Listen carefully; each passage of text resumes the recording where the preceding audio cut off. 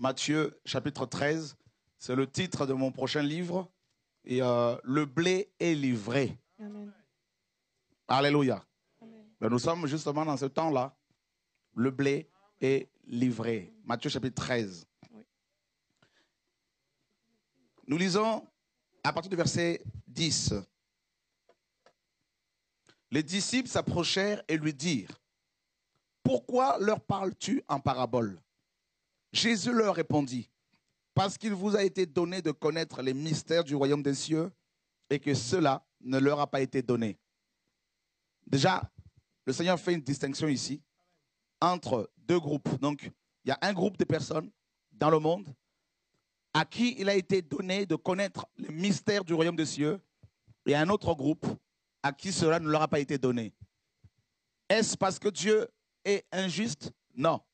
Dieu étant souverain, il sait d'avance qui sont ceux et celles qui vont accepter d'être sauvés, le plan du salut pour être sauvés, et qui sont ceux et celles qui ne vont jamais l'accepter. Il y a même des gens qui sont devenus chrétiens, qui font semblant d'être chrétiens, qui se font ordonner pasteurs, apôtres, docteurs, mais qui font partie de ce groupe de personnes qui ne vont pas saisir les mystères du royaume des cieux. Suivez très bien l'enseignement. Et qu'on s'occupe bien des enfants, s'il vous plaît. Merci Seigneur, parce que le Seigneur veut vraiment nous enseigner ce soir, n'est-ce pas? Et donc, j'étais, il y a 2 semaines, j'étais assis sur mon canapé et Dieu me parle à l'oreille, il me dit: écris un livre sur le blé et livré. Donc, j'ai commencé et au bout de 3 jours, par la grâce de Dieu, j'avais presque fini. Et là, je suis en train de le peaufiner. Et il m'enseigne des choses. Il m'enseigne des choses par rapport à livrer. Mais frère, tu te dis: mais Seigneur, mais c'est terrible. Il y a des gens que vous côtoyez, qui se disent pasteurs, chrétiens, qui ne vont jamais comprendre la parole de Dieu. Il y a des gens qui ont fait la théologie, qui ont des diplômes théologiques, qui ont fait 10 ans de théologie, 20 ans de théologie, et qui ne vont peut-être pas comprendre un verset, alors qu'une personne qui vient à peine de se convertir va le comprendre correctement. C'est parce que justement, il y a le blé est livré sur terre. D'accord? Il y a 2 races. La race élue, les personnes qui, n'est-ce pas, répondent à l'appel du Seigneur et qui le craignent, et la race de vipères. D'accord? Le Seigneur disait aux pharisiens: vous avez pour père le diable. C'est fort, frère. Il y a 2 races. Il y a 2 royaumes. Il y a le bien et le mal. La lumière et les ténèbres. Il y a toujours cette dualité depuis la nuit des temps, depuis le commencement du monde. Vous voyez? Il y a Dieu et il y a Satan. Il y a les anges de Dieu et il y a les démons. Vous voyez? Il y a le bien et le mal. Il y a toujours ces deux réalités qui se confrontent. Et le Seigneur, dans Genèse 3:15, disait au serpent, comment dire, je mettrai inimitié entre toi et la femme, entre ta postérité et sa postérité. Il y a 2 postérités, n'est-ce pas? Ceux qui ont lu le livre La guerre entre les 2 postérités, également, j'en parle. Et c'est terrible, frère. Il y a une confrontation entre ces 2, n'est-ce pas, entités, ces 2 réalités spirituelles, ces 2 réalités physiques. Et là, le Seigneur dit que les disciples, ce sont ces disciples, ceux à qui, n'est-ce pas, le Père a donné de comprendre les mystères du royaume. Et qu'est-ce que le Seigneur va dire ensuite? Il dit au verset 13, c'est pourquoi je leur parle en parabole, parce qu'en voyant, ils ne voient point. Et qu'en entendant, ils n'entendent ni ne comprennent. Frère, comment cela est-il possible? Des gens qui voient physiquement, mais ils ne voient pas spirituellement. Vous savez, tel que nous sommes là, Dieu peut faire des choses, peut faire des miracles, peut sauver des vies, mais tu peux ne plus voir et passer à côté. Mais pourtant, Dieu visite son peuple. Vous voyez? Comment Judas, qui a côtoyé la vie éternelle pendant 3 ans et demi, ait pu finir dans le suicide et ensuite en enfer. C'est incroyable, frère. On peut être visité, on peut être dans un groupe où Dieu agit puissamment et être complètement, n'est-ce pas, à côté et mourir dans le péché, aller en enfer, tout simplement parce qu'on est livré. On fait partie de livré. De quelle plante es-tu? Chacun doit se poser cette question-là. Alors, mes amis, La Bible dit, car le cœur de ce peuple est devenu insensible.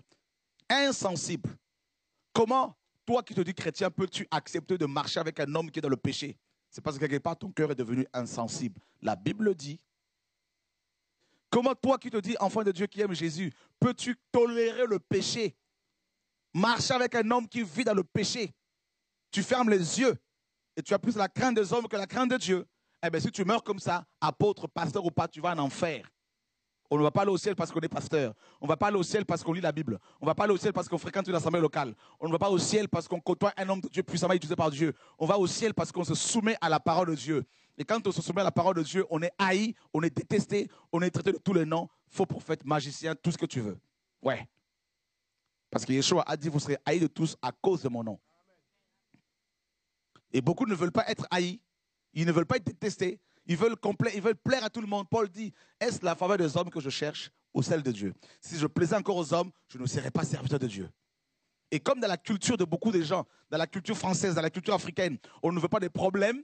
Donc on croit que, mes amis, parce qu'on n'a pas de problème avec les hommes, qu'on n'a pas de problème avec Dieu. C'est faux. Alors, Dieu dit, mais heureux sont vos yeux, parce qu'ils voient, et vos oreilles parce qu'elles entendent.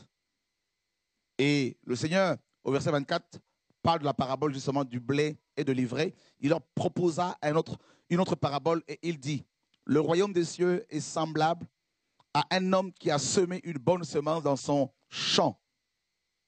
Mais pendant que les gens dormaient, son ennemi vint, semant de l'ivraie parmi le blé et s'en alla. Lorsque l'herbe eut poussé et donné du fruit, l'ivraie parut aussi. Les serviteurs du maître de la maison vinrent lui dire, « Seigneur, n'as-tu pas semé une bonne semence dans ton champ? D'où vient donc qu'il y a de l'ivraie ?» Il leur répondit, « C'est un ennemi qui a fait cela. » Et les serviteurs lui dirent, « Veux-tu que nous allions l'arracher? » « Non, dit-il, de peur qu'en arrachant l'ivraie, vous ne déraciniez en même temps le blé. Laissez croître ensemble l'un et l'autre jusqu'à la moisson. Et à l'époque de la moisson, je dirai au moissonneur, arrachez d'abord l'ivraie et liez-la en gerbe pour la jeter, pour la brûler, mais amassez le blé dans mon grenier. » Le verset 36. Alors il renvoya la foule et entra dans la maison. Ses disciples s'approchèrent de lui et dirent, « Explique-nous la parabole de l'ivraie du champ. » Il répondit, « Celui qui sème la bonne semence, c'est le Fils de l'homme. Le champ, c'est le monde. La bonne semence, ce sont les fils du royaume. L'ivraie, ce sont les fils du malin. L'ennemi qu'il a semé, c'est le diable. La moisson, c'est la fin du monde. Les moissonneurs, ce sont les anges. Or, comme on arrache l'ivraie et qu'on la jette au feu, il en sera de même à la fin du monde. Le Fils de l'homme enverra ses anges qui arracheront de son royaume tous les scandales et ceux qui commettent l'iniquité. Et ils les jeteront dans la fournaise ardente où il y aura des pleurs et de grincements de dents. Alors les justes resplendiront comme le soleil dans le royaume de leur Père. Que celui qui a des oreilles, n'est-ce pas, pour entendre, entende. Ça veut dire que nous sommes là. Nous sommes peut-être combien? 150, 200, 250, mais on a 200 oreilles ce soir. Peut-être qu'il y en a seulement 10 qui vont comprendre le message. Parce que chacun vient ici pour un but bien précis. Il y en a c'est pour le ciel, d'autres c'est pour se faire voir, d'autres c'est pour draguer, d'autres c'est parce qu'ils ont juste besoin de la guérison pour disparaître ensuite. Donc ils ne vont pas tous entendre de la même manière. D'autres viennent aussi pour attaquer les chrétiens par la sorcellerie. Voyez? Et qu'est-ce que le Seigneur nous apprend? On apprend qu'il y a plusieurs réalités. Donc, premièrement, il y a le semeur du blé. Donc, c'est Christ. Deuxièmement, il y a le semeur de l'ivraie. Bien sûr, c'est Satan.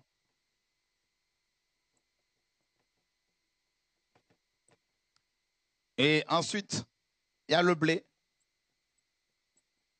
Donc, les chrétiens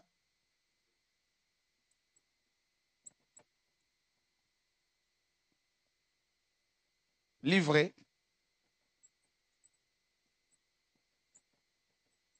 Alors, l'ivraie représente beaucoup de choses. Hein. L'ivraie représente bien sûr les païens, les pécheurs. L'ivraie représente le péché, les scandales. D'accord? L'ivraie, les démons. D'accord? L'ivraie représente aussi le levain. D'accord? Et nous avons le champ, donc le monde. Nous avons les moissonneurs, les anges.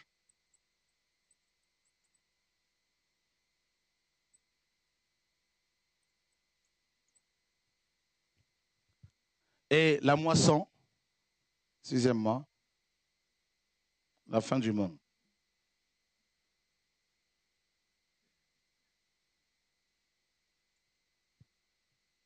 Et il y a tellement d'enseignements. En fait, dans cette parabole, le Seigneur nous a donné toutes les informations dont nous avons besoin pour notre salut.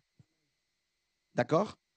Pour mener correctement le combat spirituel. Vous devez savoir que vous êtes dans un combat spirituel. Dès l'instant où vous avez accepté de donner votre vie à Yeshua, à Jésus, vous rentrez dans une guerre spirituelle. Et vous avez besoin d'être bien enseigné pour mener correctement ce combat. Parce qu'on nous dit que le champ, c'est le monde. D'accord? Le monde. Le monde. Yeshua sème, il va semer la bonne semence. Et vous savez que la semence ici, c'est sperme. D'accord? Sperma, qui donne en français sperme. D'accord? Le sperme contient le spermatozoïde. Et il y en a 400 millions. Lorsqu'un homme va avec une femme, il y a 400 millions de spermatozoïdes qui sont lâchés. D'accord? Et un seul atteint l'ovule. Comprenez l'enseignement de ce soir? Ça veut dire quoi? Ça veut dire que le sperme, le sperma, la bonne semence, donc la semence, hein, le blé, la semence, le sperma, parce qu'il y a deux semences, il y a la semence, donc les chrétiens, qui représentent les chrétiens, il y a la semence qui représente les enfants du diable, les démons, tout ça. Donc, toute semence doit atteindre un objectif. Vous comprenez? C'est une guerre. Hein? Comprenez bien l'enseignement, s'il vous plaît.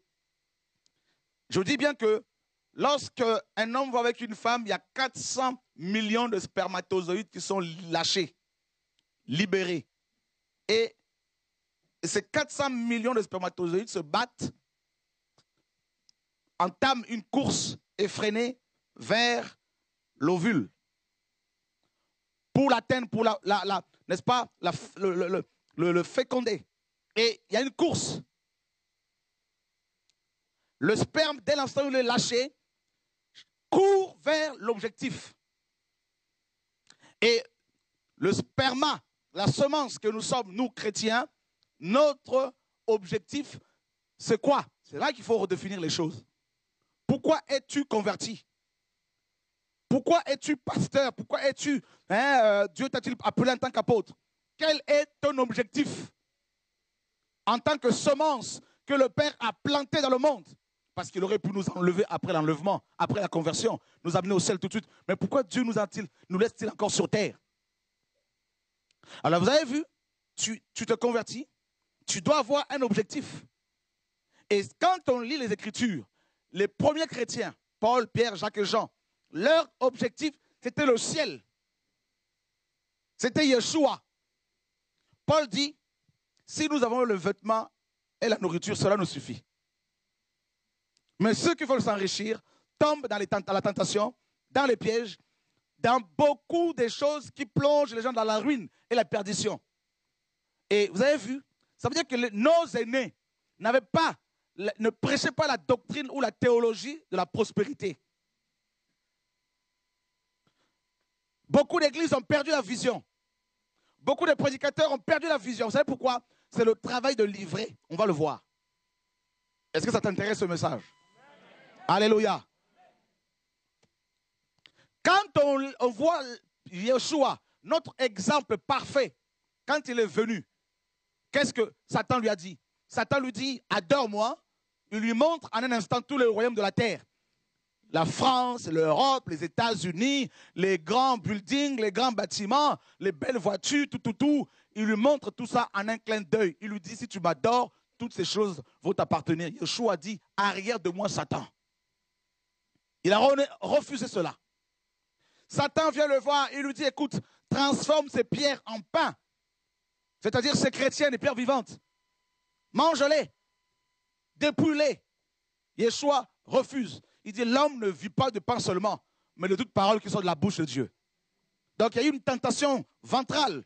Paul dit dans Philippiens 3, il y en a, ils ont pour Dieu leur ventre. Ils ne pensent qu'aux choses de la terre. Voyez, ils sont ennemis de la croix. Et Yeshua a subi une troisième tentation. Satan l'amène sur le sommet du temple. Et il lui dit, voilà. Il voulait faire de lui le président ou le faux prophète, le dirigeant de l'église émergente, le pape. Yeshua a refusé. Voyez? Et maintenant, notre exemple le plus parfait a refusé ces belles propositions. Parce que son objectif, c'était quoi? Le Père. Il voulait plaire au Père. Alléluia. Il a dit à Hérode, il a dit à Pilate, mon royaume n'est pas de ce monde. Vous avez vu ce nombre de chrétiens qui se découragent, qui ne veulent plus prier parce que leurs affaires ne marchent pas? Ils ne comprennent pas que Dieu permet cela aussi pour les garder dans la foi. Parce que la Bible dit que si celui qui a beaucoup de richesses finit par se perdre. Oh, merci. Merci, Benoît. Ce soir, le Père, je vous ai dit que toute la semaine là, c'est le Père. Je sens que le Père veut parler à tout le monde. Parce que son Fils revient. Yeshua, notre Dieu. Vous avez vu? L'objectif de la semence que tu es, c'est qui? C'est quoi? C'est qui? Ça doit être Yeshua. Chercher à lui plaire. Chercher à lui ressembler. Et pas chercher à ressembler à Chorak et tout. Vouloir parler comme lui, vouloir prêcher comme lui, vouloir avoir la même onction que lui, vous finissez par devenir idolâtre, aigri. Parce que vous n'aurez pas cela. Quand Paul disait imitez-moi, ce n'était pas pour imiter l'onction, c'était pour imiter la moralité, la crainte de Dieu qu'il avait. Et après, il y a plein de sosies. Chacun maintenant veut ouvrir son site internet pour faire son business. Et on va les dénoncer ouvertement. Je vous le dis, hein? On prépare des vidéos là, ça va. On va tout dire, tout balancer là, tous les témoins de vidéos là. Il y a des choses, frère, ça passe, ça casse. Voilà. Mais les vrais enfants de Dieu auront les yeux ouverts. Voilà. Ne me dites pas, frère, il faut être sage. Quelle sagesse? Les gens vont en enfer chaque jour et vous voulez qu'on soit sage? Votre sagesse, vous l'avez utilisée depuis des années. Et regardez l'état de nos églises aujourd'hui. Vous avez vu, frère? L'objectif. Paul, regardez Paul. Paul disait, je suis pressé de deux côtés. Pressé de mourir et d'être avec le Seigneur. Mais combien les pasteurs disent-ils comme ça aujourd'hui? Ils savent que s'ils meurent comme ça, ils vont en enfer.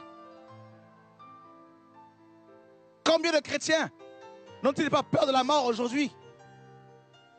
Pierre dit dans 1 Pierre 2, 11, bien-aimés, je vous exhorte, comme étrangers et voyageurs sur la terre, à s'abstenir de la convoitise qui fait la guerre à l'âme. Pierre avait reconnu qu'il était étranger et voyageur sur la terre. Mais regardez, mes amis, l'objectif des pasteurs, des chrétiens d'aujourd'hui, frère, c'est quoi? Tout de suite, des grosses voitures, tout de suite, frère, et être des champions. Des champions comment, frère? Des champions parce qu'ils pensent qu'ils vont être champions parce qu'ils sont en costume et cravate. Bill Gates est un des hommes les plus riches de la terre, il est païen. Quel est ce chrétien qui va l'égaler en termes de finances, de billets de dollars? Mais il est païen. Les fabricants d'avions, ce sont des païens. Et toi, tu voyages en première classe, tu es heureux, tu dis que Dieu m'a béni. C'est pas ça la bénédiction, frère. Amen ou pas amen? Vous connaîtrez la vérité.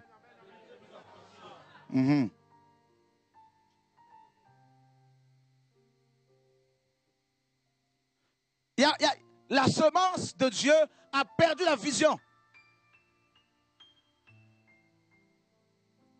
On ne parle plus des noces entre Yeshua et l'Église, alors que nous sommes fiancés.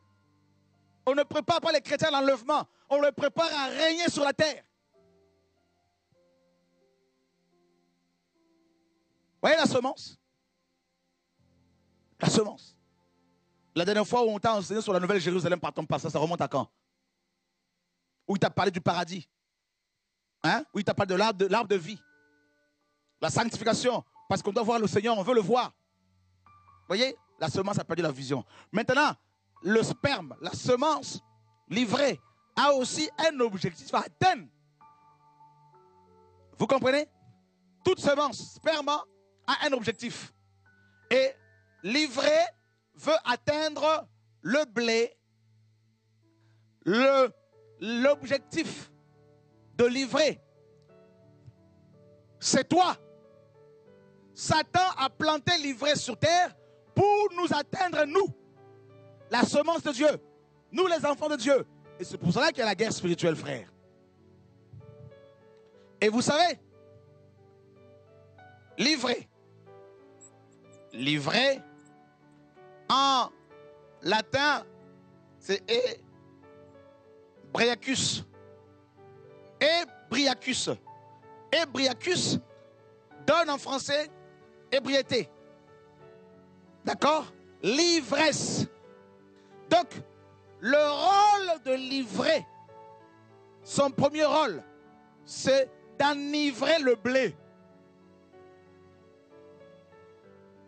Alléluia! Est-ce que quelqu'un m'entend ce soir? Conduire en étant d'ébriété. Voilà, Ebriacus, livrer. On va définir ça, développer cela. Le deuxième objectif, en grec, livrer, c'est zizanion. La zizanie, la division, la dissension. Vous avez vu ça, frère? Est-ce que vous savez aussi que livrer, ces feuilles provoquent de démangeaisons? Troisièmement, de la démangeaison. Dis à ton voisin la démangeaison. On va lire un passage, frères et sœurs. Tout est dans la Bible, mes amis. 2 Timothée, chapitre 4. Quelqu'un avec le micro peut-il nous lire du verset 1er au verset 3?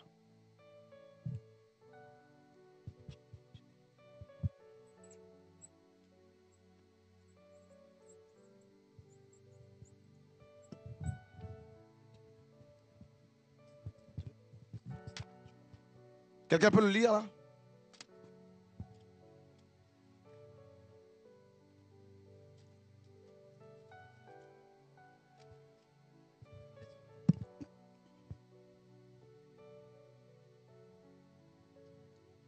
De Timothée 4, combien? 4, 1 à 3. Je t'en conjure devant Dieu et devant Jésus-Christ, qui doit juger les vivants et les morts, et au nom de son avènement et de son royaume, prêche la parole, insiste en toute occasion, favorable ou non, reprend, censure, exhorte avec toute douceur et en instruisant. Car il viendra un temps où les hommes ne supporteront pas la saine doctrine, mais ayant la démangeaison d'entendre des choses agréables, ils se donneront une foule de docteurs selon leurs propres désirs. Vous avez vu déjà, ici nous avons les 3 rôles de livrer dans le monde, dans les églises. Le premier rôle, c'est quoi? C'est l'ivresse. Le deuxième rôle, c'est, n'est-ce pas, la zizanie.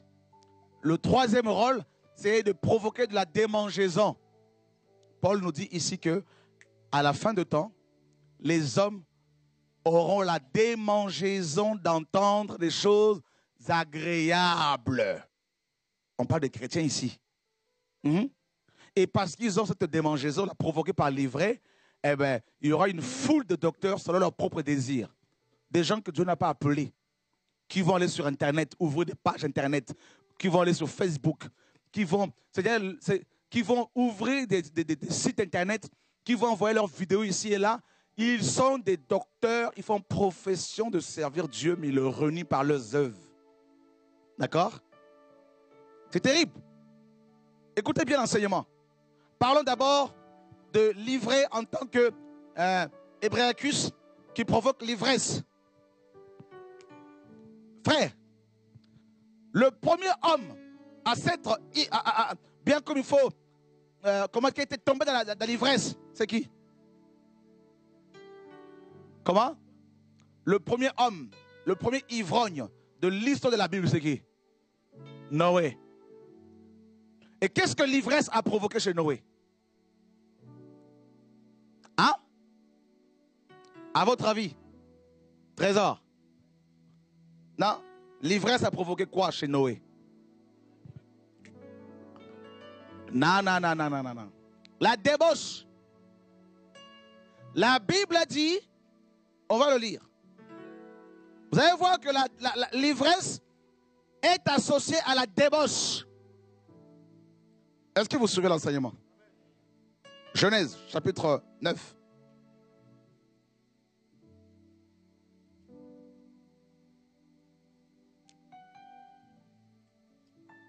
Quelqu'un peut-il nous lire?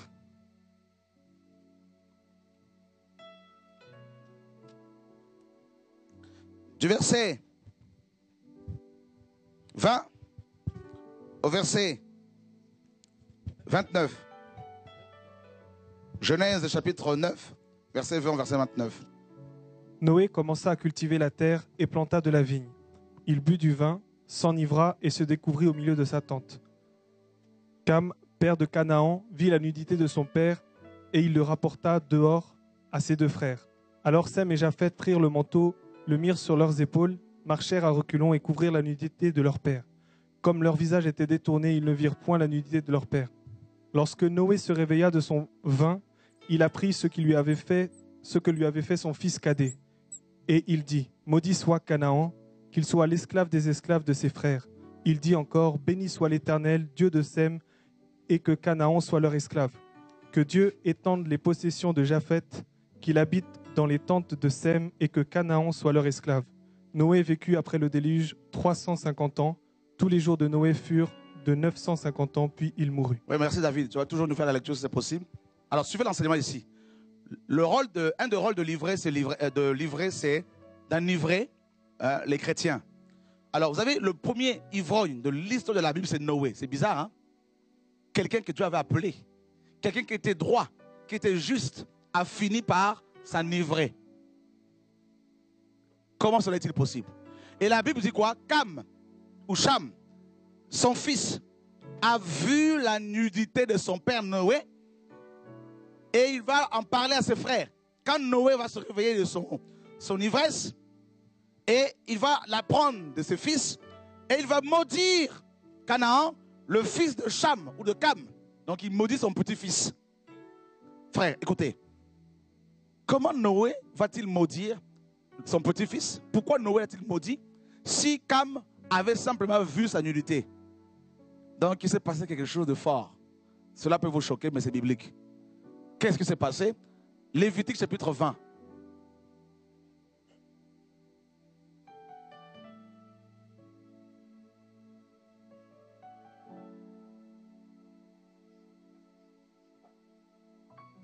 Verset 11. Lévitique 20, verset 11.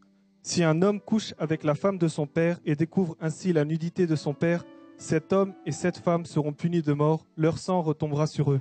Donc, voir la nudité de son père, c'est coucher avec sa femme. C'est terrible. Donc, on suppose que soit Cam a eu une relation, n'est-ce pas, homosexuelle avec son père ou avec sa mère. Et c'est pour cela que Noé, quand il se réveillait, il est en colère, il va maudire son petit-fils. Donc, vous voyez ce que ça provoque? L'ivresse. Dans Ephésiens 5, 18, il est dit, ne vous enivrez pas de vin. C'est quoi? C'est la débauche. Soyez au contraire remplis de l'esprit. Donc vous voyez que quelqu'un qui est ivre peut commettre des choses terribles. Regardez, l'ivresse ici est associée à la débauche. Et l'on voit. On comprend pourquoi Noé avait maudit comme son petit-fils. Maintenant, vous vous rappelez dans Genèse 19, les deux filles de Lot voulaient coucher avec leur père. Et pour le faire, qu'est-ce qu'elles ont fait? et lui ont fait boire du... Noé était ivre, et Lot, pardon, et elles ont couché avec. Alléluia. Et elles sont tombées enceintes. Elles ont donné naissance à 2 royaumes, les Ammonites et les Moabites, les 2 ennemis jurés d'Israël. Au point où dans Deutéronome 23, Dieu dira que ces 2 peuples n'entreront pas dans le royaume de Dieu, dans le camp de Dieu. Vous vous rendez compte, frère? Et même dans le monde aujourd'hui, si l'on veut violer quelqu'un, on va l'enivrer par l'alcool ou par des médicaments. Vous voyez, l'ivresse, eh bien, c'est le rôle de livrer dans les églises. C'est d'enivrer les chrétiens. Allons voir dans Apocalypse 17. David, verset 1er au verset 4.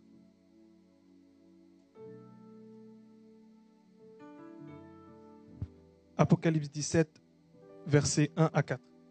Puis un des 7 anges qui tenait les 7 coupes vint, et il m'adressa la parole en disant, « Viens, je te montrerai le jugement de la grande prostituée qui est assise sur les grandes eaux. C'est avec elle que les rois de la terre se sont livrés à la débauche, et c'est du vin de sa débauche que les habitants de la terre se sont enivrés. Il me transporta en esprit dans un désert, et je vis une femme assise sur une bête écarlate, pleine de noms de blasphème, ayant 7 têtes et 10 cornes. » Tu as vu, vous avez vu ici, frère? On nous dit que cette femme a enivré, elle a enivré les rois de la terre et les habitants de la terre. Cette femme, nous dit la parole, porte sur son front un nom, un mystère que Dieu seul peut dévoiler. Babylone la grande, la mère des prostituées et des impudiques de la terre. Vous avez vu, frère? Donc, cette femme fait partie de l'ivrée. Vous voyez, c'est la Babylone. La Babylone religieuse. Vous voyez? Et on nous dit qu'elle est la mère des prostituées. C'est-à-dire, c'est elle qui a donné naissance aux religions du monde, n'est-ce pas? C'est elle qui a donné naissance aux sectes, aux faux prophètes. Tout a commencé à Babylone. Selon Genèse 10, on voit là-bas Némrod qui régnait là-bas, sur Babel. Genèse 10, 6. C'est lui qui est l'instigateur, comme vous le savez, de la vision de la construction de la tour de Babel. Némrod, l'antéchrist. Et l'on voit également dans Genèse 11 là-bas que Dieu va confondre leur langage.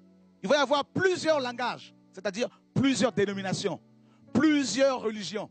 Ça a commencé là. Ils avaient la vision de construire une tour dont le sommet seulement toucherait le ciel. Pourquoi seulement le sommet? Pourquoi pas toute la tour? Parce que c'est la vision cléricale, du cléricalisme. C'est la vision du corps pastoral. Vous avez vu dans quelle Bible où il est écrit qu'il y a un corps pastoral? Il y a un seul corps, Éphésiens 4 nous dit. Une seule foi, un seul Dieu, un seul Seigneur. Vous avez vu, frère, comment des milliers de pasteurs sont enivrés par Babylone, au point où ils constituent un corps à part. Et les chrétiens d'un côté, eux de l'autre. Dis à ton voisin, c'est le travail de l'ivraie. Vous avez vu, frère? C'est grave. Dis à ton voisin, c'est grave. Voilà pourquoi vous avez des pastorales. Tout ça, chaque année, pastoral à Mulhouse, pastoral ici. Des gens qui sont avec des collets cléricales, avec des soutanes. Vous avez le corps, n'est-ce pas, de la prêtrise catholique. Vous voyez? Tout ça, là, frère, c'est les conséquences de l'ivresse de Babylone. Est-ce que vous suivez l'enseignement là? Amen. Qui comprend quelque chose ici? Que Dieu nous aide. Amen. Vous avez vu? Frère, l'heure est grave. Babylone, elle a réussi à enivrer tout le monde avec le vin de sa débauche. Ce qui est grave, c'est quoi? C'est que nous naissons dans un christianisme déjà ivre. Nous naissons ivres. Est-ce que tu me suis? Ça veut dire que le jour où nous nous sommes convertis, toi et moi, nous nous sommes convertis soit chez les catholiques, soit chez les protestants, soit chez les évangéliques. Et nous avons bu ce vin là déjà à la naissance. Comme si vous donnez du vin à un bébé depuis le ventre. Et quand il va sortir, il va être ivre. Il va être zélé pour les choses dont la Bible ne parle même pas.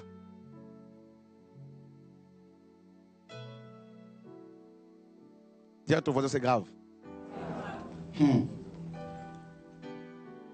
Est-ce que vous comprenez les choses ici? Amen. L'ivresse. Les filles de Lot voulaient coucher avec. voulait commettre l'inceste, comme les habitants de Sodome et Gomorrhe. C'est là-bas que ces filles étaient influencées. C'est pour cela qu'une mauvaise compagnie corrompt les bonnes mœurs. Ces filles se sont dit, comme il n'y a pas d'homme ici, il n'y a que notre père, alors il faudrait lui faire boire de vin. Et Noé était ivre. Il ne s'est même pas rendu compte qu'il était parti avec ses filles. Vous avez vu le nombre de pasteurs qui couchent avec des filles, qui vont dans leurs églises? Vous avez vu le nombre de pasteurs qui violent les enfants de Dieu? Mais mes amis, c'est l'ivresse par Babylone. Alléluia. Quelqu'un m'a entendu ce soir? Amen. Frère, il ne faut pas dire que moi je n'ai pas bu ce vin là. Moi le premier je l'ai bu. J'étais pentecôtiste. J'ai bu ça. J'étais pentecôtiste. Parce qu'on m'a fait croire que dimanche était le jour du Seigneur. On m'a fait croire qu'il faut faire la théologie pour avoir le péché. La nièce de Balaam n'avait aucun diplôme théologique, mais elle a pu arrêter la démence d'un grand prophète. Elle a vu une vision, elle a vu l'ange de l'Éternel, elle a prophétisé, frère. Elle avait quel diplôme, frère? Quand Dieu te saisit, tu parles, frère. Ça vient. Dis à ton voisin, ça vient. Dieu appelle en jugement cette génération. Dieu appelle en jugement l'église de cette génération qui est corrompue, qui est remplie de voleurs, remplie de violeurs d'enfants, qui est remplie de menteurs. C'est pour ça que Dieu frappe beaucoup de pasteurs, ils tombent malades, ils meurent bizarrement à petit feu. C'est ça les conséquences du péché. Vous voulez que Dieu vous parle comment? Vous avez vu Paul, allez voir quel médecin. Vous avez vu Pierre, allez voir quel médecin, frère. Oui, ils sont morts, mais ils sont morts comment? Lapidés, crucifiés. Ça, c'est des bonnes morts. Mais mourir parce que le cœur ne fonctionne plus correctement, alors que tu es jeune encore, prédicateur, ça veut dire que tu es un pécheur.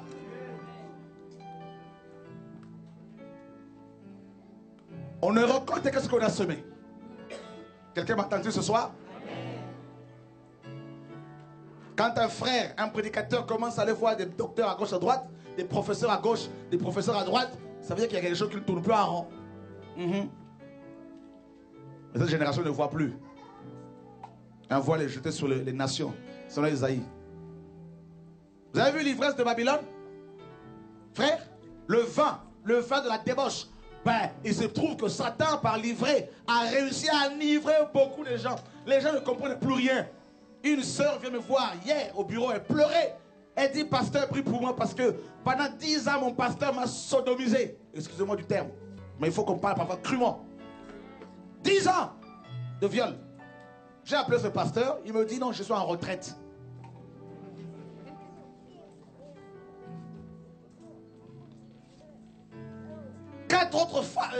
Deux autres femmes viennent me voir pour dire pasteur, prie pour nous parce qu'on a été sexuellement avec notre pasteur, avec sa femme en même temps pendant des années. Voilà l'ivresse, la débauche sexuelle. On se dit, mais ces prédicateurs sont ivres, mais c'est pas possible. Et ces chrétiens qui vont avec, ils sont également ivres. Ça, c'est l'œuvre de l'ivrée. Je sais que ce que je dis là, ça va choquer.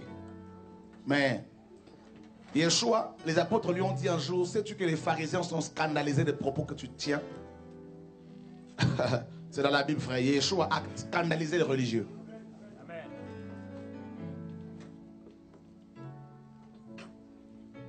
Deux sœurs sont venues me voir au bureau avec mes amis des documents de leur assemblée. Où il est écrit, je m'engage.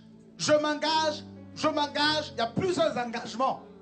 Je m'engage à ne pas quitter l'assemblée. Je m'engage à soutenir l'assemblée. Je m'engage et aussi l'église s'engage à vous aider. L'église s'engage. Il n'y a pas Dieu qui s'engage quelque part. Il n'y a pas un engagement de l'homme vis-à-vis de Dieu.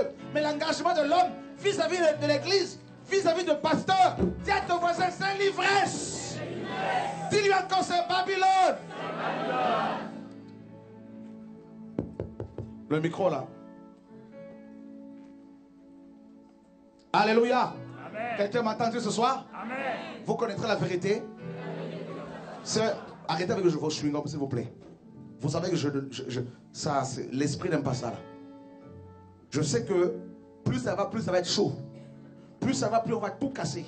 Amen. D'accord? Dans vos cœurs, là, toutes les idoles là, que les pasteurs ont mis en place, les idoles que nos aînés ont mis en place là. Comme j'ai dit, on va renverser les pieds d'Akhéra, tout ça là, bien comme il faut. Et on va prendre les animaux qui étaient destinés à Baal, on va les sacrifier à Adonai maintenant, au nom de Yeshua.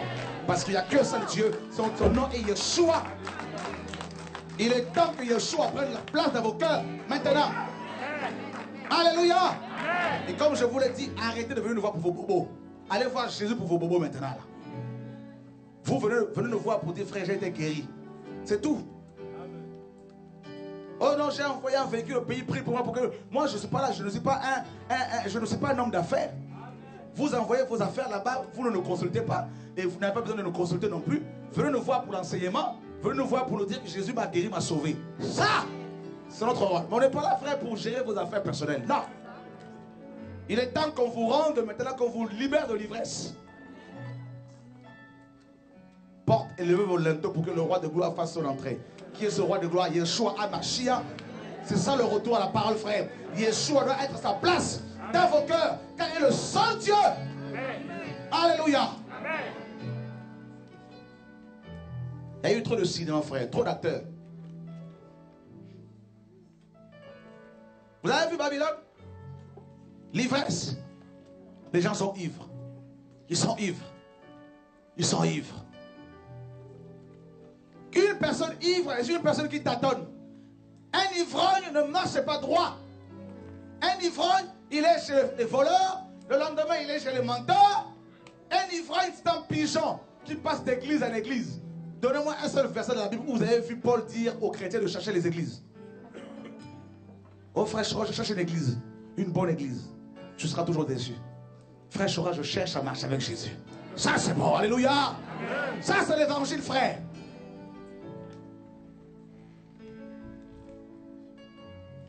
Quand les gens sont allés voir Jean pour dire, es-tu le Christ? Il dit non, moi, non, jamais. Es-tu le prophète? C'est un autre piège. Parce que le prophète, c'est toujours Yeshua. Ils ont reposé la question sur une autre forme pour l'attraper. Il dit jamais. Il dit, je ne suis qu'une voix qui crie. Mais quand il a eu Yeshua passer, il dit à ses disciples, voici l'agneau de Dieu. Ce que Jean a fait, beaucoup de pasteurs ne veulent pas le faire. Ils gagnent les âmes. Quand Yeshua passe devant eux, ils disent, non, restez ici. Parce que c'est ma vision. Comment vais-je faire pour manger? Pasteur, j'ai été créé pour te nourrir. Alléluia. Amen. L'ivresse. Vous avez vu Daniel à Babylone? Daniel arrive à Babylone, Daniel 1. Pour qu'il travaille à la cour, dans la cour du roi, on lui a proposé quoi? De boire le vin du roi. Pour qu'il soit formaté. Dis à ton voisin, le formatage babylonien. Eh bien, pour servir Dieu aujourd'hui, qu'est-ce qu'on vous fait faire, pasteur? On vous fait faire de la théologie. Ensuite, il faut faire venir un bishop de l'Afrique, pour les Africains, ou des États-Unis qui vient, un sultan, un impudique, il vient vous transmettre l'impudicité. Et vous vous éteignez aussi 5 ans pour vous tomber avec les jeunes filles, les mineurs. Alléluia! Amen. On ne donne que ce que l'on a. Sans l'ordination, on ne peut pas être accepté par les bishops. Sans la théologie, beaucoup de pasteurs te posent la question. Attends, mais tu es de quelle église, toi? Pasteur, je suis de l'église de Yeshua. Oui, mais c'est qui ton pasteur? Pasteur, mon pasteur, c'est Jésus. Amen. Je suis le bon berger. Oh my God, c'est écrit dans la Bible, ça? C'est écrit dans la Bible, ça? L'Éternel est mon. Est-ce que c'est écrit que Chora est ton berger? Frère, Pierre, même lui-même, Pierre a reconnu. Pierre dit dans 1 Pierre 2, 24. Il dit, nous étions comme des brebis errantes. Chacun cherchait sa voie, mais nous sommes retournés. Oh, j'aime ça. Nous sommes retournés. Dis à ton voisin, c'est le retour. C'est le retour à la parole. Nous sommes retournés vers qui?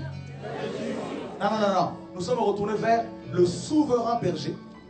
Le souverain poimen en grec. Le souverain pasteur. Et le gardien, épiscopos en grec, qui donne en français gardien, ou encore surveillant, ou encore, mes amis, anciens, ou encore, en anglais, bishop. Quand les hommes pasteurs dorment la nuit, quand ils ronflent, qui veille sur vous? On acclame la parole de Dieu, frère. Alléluia!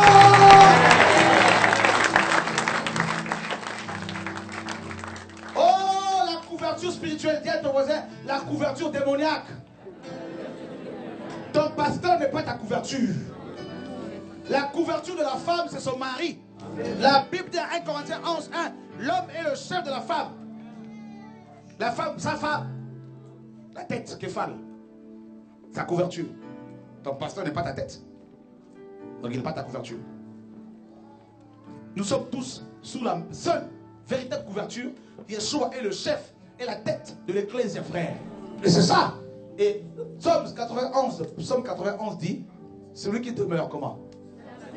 Sous l'abri du repose à l'ombre et qui est ta couverture contre le soleil, Yeshua. Alors quand un pasteur dit que il est ta couverture, dis-lui pasteur, tu es sorcier.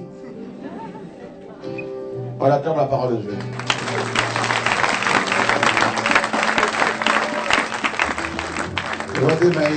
Mais il est Dieu, mais il n'a pas l'amour. Oui, j'ai pas l'amour du monde. Mais l'amour de la parole, frère, qui m'a mis, frère. Pour que le nom de Yeshua soit élevé et que Jésus soit magnifié dans vos cœurs, que les âmes soient délivrées, frère, au nom de Yeshua. Alléluia! L'ivresse. On a dit à Daniel, il faut que tu boives. Quand tu commences à chanceler comme les Chaldéens avant de travailler pour le roi. Que tu manges la viande sacrifiée aux idoles. Parce que vous savez, la consommation de la viande sacrifiée aux idoles se pratiquait, mes amis, était accompagnée des orgies. Il fallait coucher avec des femmes, coucher avec les hommes. David dit, Daniel, la Bible nous dit, résolu de ne pas se souiller. Waouh! Donc le vin de la débauche souille ton esprit, ton âme, ton corps. C'est ça la débauche. La débauche. Frère, depuis des années, je refuse ce vin. Je reviens à la pression. Hein. On te critique sur Internet. Oh, je dis, c'est bon. Plus les gens parlent, plus Dieu va se glorifier.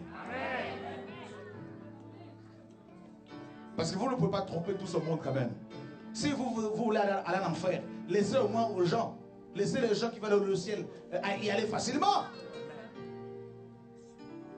Voyez frère, alléluia. L'ivresse, le vin de la débauche. L'apôtre Paul dit dans 1 Corinthiens 10, vous ne pouvez pas participer à la table du Seigneur et à la table des démons. Vous ne pouvez pas prendre la coupe du Seigneur et la coupe des démons. Dis à ton voisin, le vin de la débauche, c'est la coupe des démons. Le vin de la débauche représente les fausses doctrines. C'est ça ce vin-là. Vous avez vu, frère, l'œcuménisme, catholiques, protestants, évangéliques, tous ensemble, parce que nous avons le même Dieu. Quel même Dieu, frère? Jésus a dit à Marie, femme, qu'y a-t-il entre toi et moi? Il n'a pas dit maman, frère. Marie était la mère de Yeshua, homme. Mais la mère de Jésus-Christ, Dieu, n'existe pas, frère. Car Dieu n'a pas de père, Dieu n'a pas de mère. Dieu n'a pas de commencement de vie, n'a pas de fin de vie. Il est l'alpha et l'oméga. Alléluia.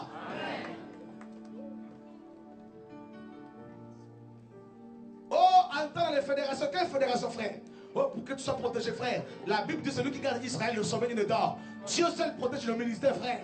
Et si on doit nous enfermer à cause de la vérité, nous sommes prêts, frère.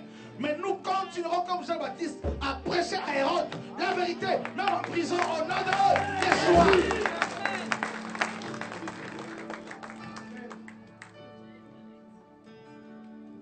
Dis à ton voisin, il faut le message du temps. Vous avez vu? Satan, posez-moi la question, pourquoi Satan propose-t-il aux gens le vin de la débauche? Pourquoi?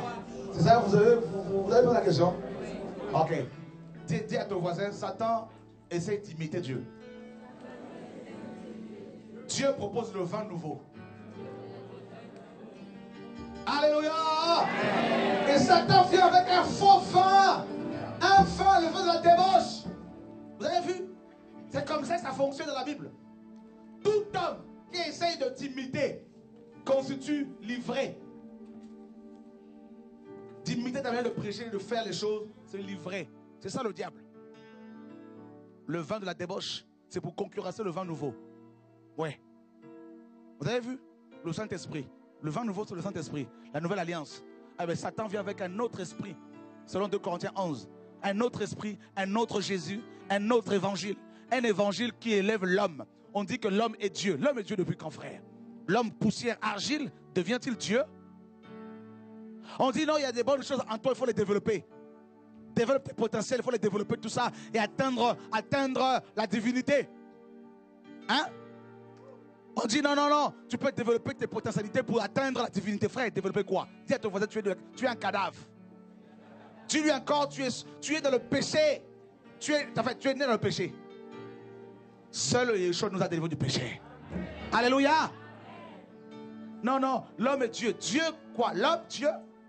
As-tu déjà vu Dieu, mes amis, Dieu dormir? Allez voir ce bishop qui prêche comme ça, il dort tout le temps. Depuis quand il est devenu Dieu. Un jour à Kinshasa, on a posé la question à quelqu'un qui se prenait pour Dieu. Il s'appelait Mukuna. Mukuna Dieu. On lui pose la question, monsieur Mukuna, depuis quand êtes-vous devenu Dieu? Il dit depuis 86. Mais moi, mon Dieu a toujours été Dieu. Alléluia!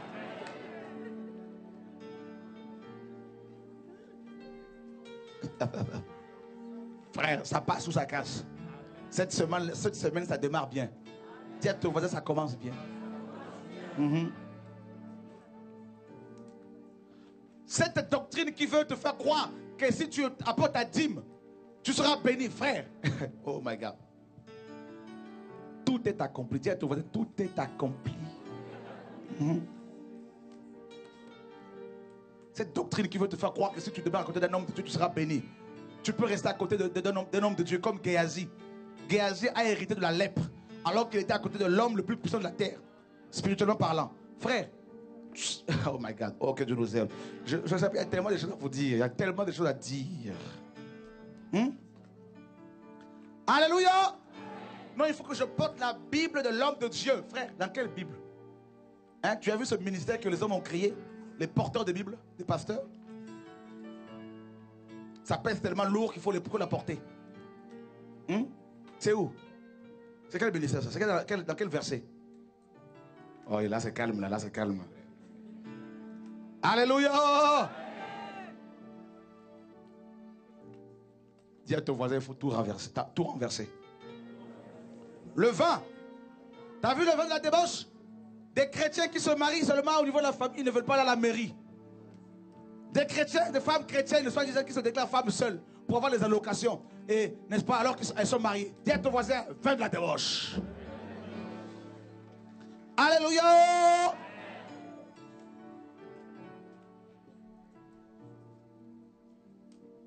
C'est chaud ce soir. C'est chaud. Jesus. Seigneur, ouvre les yeux de ce peuple afin qu'ils saisissent le message au nom de Yeshua. Ouvre ses yeux, ouvre les yeux de ses frères et sœurs au nom de Yeshua. Qu'ils reçoivent l'éclairage, au nom de Yeshua. Que les écailles tombent de leurs yeux, de leur cœur, afin qu'ils accèdent au salut, à la liberté des enfants de Dieu, au nom de Yeshua. Car la création attend avec un ardent désir la révélation du Fils de Dieu. Vous avez vu ce vin? C'est fausse doctrine. On ne parle plus de Jésus. On parle de l'homme. Oh, préparez-vous, l'homme qui va prêcher. Il est grand. C'est un grand prophète. Il a implanté 1000 églises. Il a fait ceci. Il a fait cela. Il a ressuscité plusieurs morts. Frère, on s'en fiche. Parlez-nous de Jésus.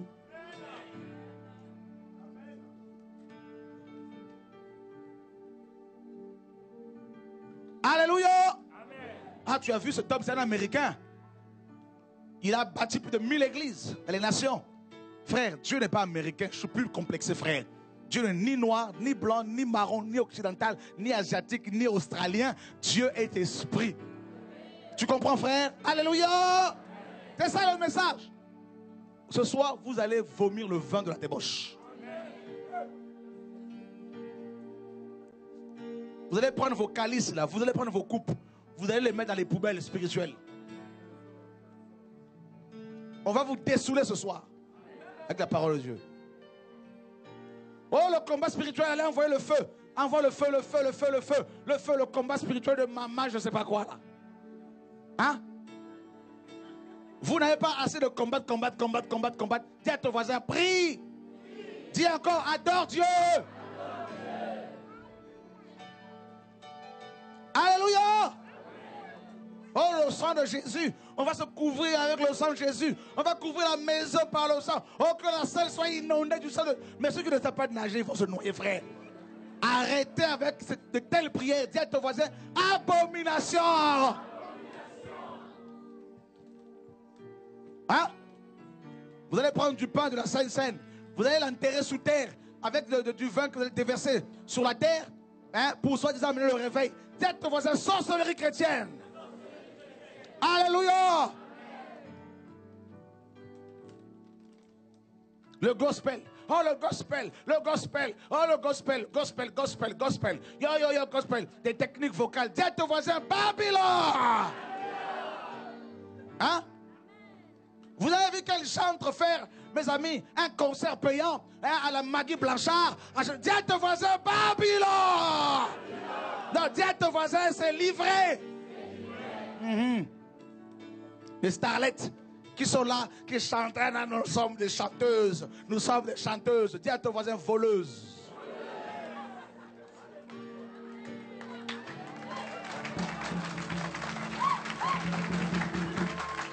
Alléluia!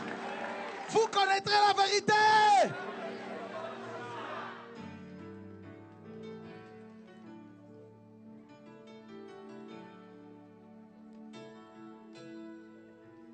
Vous avez vu Corée dans la Bible faire un concert payant? Vous avez vu Asaph faire un concert payant? Vous avez vu David faire un concert payant, frère? Vous avez vu David avec un sultan dans la Nouvelle Alliance? Il a dit que Dieu cherche les vrais adorateurs en esprit et en vérité. Or, ceux qui font le gospel aujourd'hui ne sont plus spirituels. La vérité n'en parle même pas. Des femmes insoumises et qui chantent quoi? C'est comme des coqs qui chantent, mes amis, à la cocorico. Frère, la délivrance arrive. Dis à ton voisin, la délivrance arrive. Au nom de...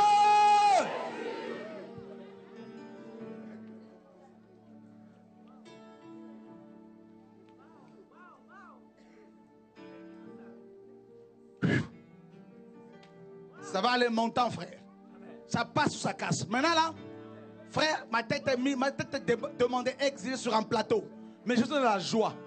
Parce que nous sommes dans un pays libre, frère. On va parler jusqu'à ce que, mes amis, Dieu vienne nous prendre. On va parler. La Bible dit il faut crier. Il faut sonner le chauffard. Il est temps que chaque chrétien ait sa guitare pour adorer Dieu par le chant. Il est temps que chaque chrétien apprenne à jouer d'un instrument. Fini la mystification, mes amis, de chantres, je ne sais pas quoi, à l'américaine. Hein? Des chantres à la Koffi Olomide, des chantres à la Papa Wemba, à Johnny Hallyday, à la Frankie Vincent. C'est du zouk dans les églises, c'est du rock dans les églises, c'est du rap dans les églises, frère. Dis à ton voisin, la débauche.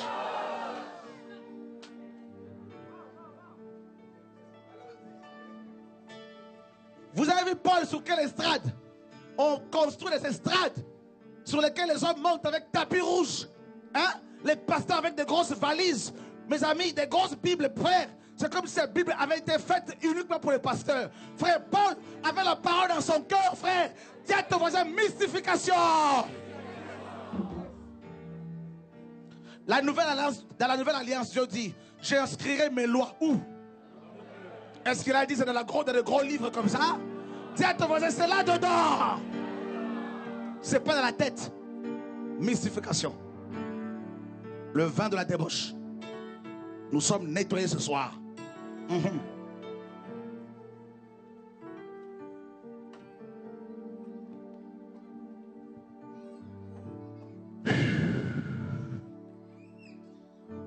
Si Paul était réveillé pour nous parler aujourd'hui, beaucoup de bâtiments d'église vont fermer.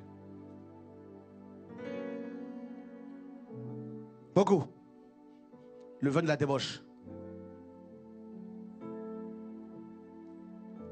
Vous avez vu toutes ces filles qui s'habillent, qui vont prier soi-disant, qui ont des décolletés, hein? Des pantalons serrés comme des véritables prostituées, et qui vont chanter. Hein? Vous avez vu toutes ces coiffures là, mes amis, à la sirène des œufs, frère, hein? Toutes ces mèches colorées, tout ça là, frère. Vous avez vu ça dans les églises, frère? Vous avez vu tous ces pasteurs, mes amis, qui s'habillent serrés bien comme il faut, frère. Vous avez vu toutes ces couples, mes amis, à la mondaine, à la Babylone, dans les églises, frère. Vous avez vu toutes ces choses. C'est ce vin de la débauche, frère, que vous buvez depuis des années. Vous allez en enfer. Dieu vous appelle en jugement là. Vous allez en enfer parce que vous avez acclamé, vous avez soutenu ces violeurs de femmes, vous avez soutenu ces voleurs. Dieu vous dit de la repentance, frère. Cette génération amène beaucoup, envoie beaucoup de gens en enfer.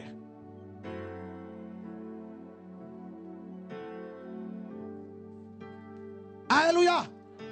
Ce soir, c'est le vent de la débauche. On n'a pas encore touché la zizanie, la division. Vous savez la zizanie là? Ça a mis la division dans les églises. Vous avez vu mes amis la zizanie là? Vous avez vu toutes ces dissensions, toutes ces divisions, mes amis, dans les églises, frère? Vous avez vu toutes ces dénominations? Satan a réussi, frère. Vous avez vu le catholicisme romain d'un côté, le protestantisme, frère. Vous avez vu l'évangélisme, le baptisme, l'anabaptisme, frère. Les méthodistes, le mélonisme. Vous avez vu tout ça, frère. Les témoins de Jéhovah. Vous avez vu tout ça? Toutes ces dénominations se réclament dans le même livre. Vous avez vu la zizanie? Les églises de la manne cachée ici et là, les églises de réveil maintenant. Vous avez vu vous avez vu tout ça? Le pentecôtisme, frère. Vous avez vu tout ça, frère? C'est ça le rôle de l'ivraie. La zizanie. Les gens ont bu le vin, ils sont devenus ivres et ils ont créé des sectes. Vous avez vu? C'est l'ivresse qui provoque ça. La zizanie, dissension, division. Vous avez vu ça? Vous avez vu toutes ces églises qui naissent, les frères, c'est des divisions. Il y a un groupe qui sort en rébellion, ça va commencer un ministère, et ça fait des livres, ça fait des vidéos, et ça envoie partout. Vous avez vu tout ça? Pour quelle raison? Parce qu'ils sont ivres. C'est l'argent. Ivres de la cupidité, ivres du sexe, de l'amour du sexe, ivres de la gloire charnelle. Vous avez vu tout ça, frère? Eh bien, la zizanie, ça, c'est prévu dans la Bible. Yeshua a parlé de cela dans Matthieu 13. Vous avez vu tout ça, frère? Ensuite, regardez la zizanie dans le monde. Vous avez vu, mes amis? Vous avez vu toute cette religion? Le taoïsme? Vous avez vu tout ça? L'islam? Le christianisme également est une religion que Satan a créée. Ça peut vous choquer. Jésus n'a pas bâti le christianisme. Hein? Il a bâti son ecclésie. Il a dit je bâtirai mon ecclésia. Il n'a pas dit que je bâtirai le christianisme. Dis à ton voisin, l'heure est grave. C'est quoi le christianisme? Le christianisme est un ensemble de dogmes, de traditions totalement, mes amis, humains. Dogmes et traditions que les hommes ont mis en place. C'est quoi? Dimanche, le jour du Seigneur, bâtiment d'église, soutane, mes amis, dîme, n'est-ce pas? Offrande d'action de grâce, alors que l'action de grâce c'était la loi. Vous avez vu tout ça là? C'est ça le christianisme actuel. Fédération d'église. Vous avez vu, frère? Des écoles bibliques pour enseigner les gens la théologie. Vous avez vu ça? Le christianisme.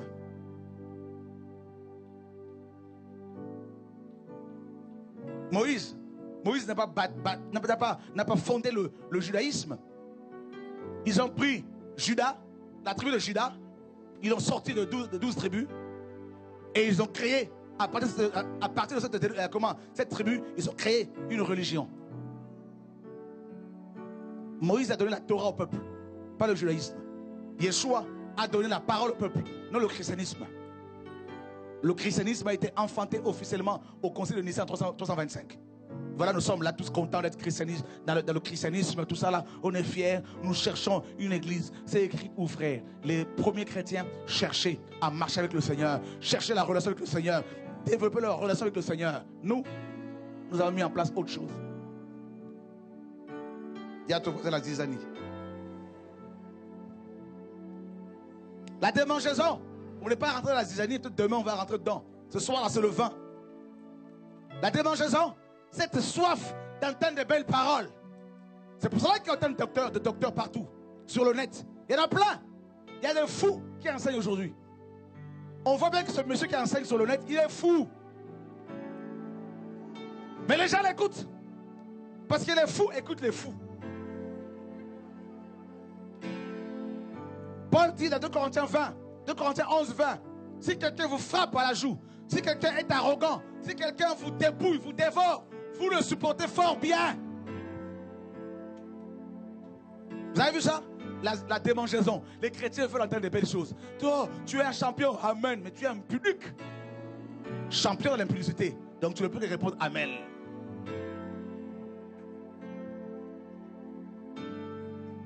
Ah, pasteur, parle-moi de mon mariage. Frère, je vais te parler d'abord de tes fiançailles avec Yeshua. Oh, pasteur, je veux avoir une fille à mon frère. Je vais te dire d'abord, tu auras une bicoque. Yeshua n'avait même pas un endroit pour poser sa tête. Mais au ciel, tu auras un palais. Alléluia! Oh, mais ce pasteur-là, c'est compliqué, hein? Il ne dit pas des bonnes choses pour nous. C'est comme Akab. Il avait 400 prophètes qui lui disaient des belles choses. Oh, tu es un grand roi. Oh, merci. Tu es un grand roi. Oh, merci. Michel qui disait la vérité, on l'a enfermé. Il faut des Michel aujourd'hui. Je suis allé en Côte d'Ivoire, je vous l'ai dit, hein? En 2006. Le pasteur qui m'a hébergé, c'était le neveu. Hein? Le neveu de la première dame. Chaque vendredi, comme il était pasteur, avec d'autres amis pasteurs, ils allaient prier là-bas, veiller avec le président. Quand je suis arrivé chez lui, j'ai été hébergé 2 semaines chez lui. J'ai fait 2 semaines à Côte d'Ivoire. Tous les vendredis soirs, à 20h30, 20h, 20h30, 20h, 21h, les pasteurs étaient là chez lui pour faire un briefing avant d'aller à la présidence. Il m'invitait pour les saluer. Ensuite, je repartais dans ma chambre. Mais jamais il m'a invité à la présidence. Parce qu'il sait que j'allais dire au président, Bago, vous êtes dans l'impunité, monsieur le président. Si vous mourrez comme ça, vous allez en enfer. Et que tous ces pasteurs qui sont là sont des impuniques, des voleurs. Ils sont là en train de courir après votre pain. Repentez-vous, monsieur le président. Aujourd'hui, le président est à La Haye, à la Cour pénale internationale. Et chaque pasteur s'est sauvé. Au Ghana, au Libéria, tout ça.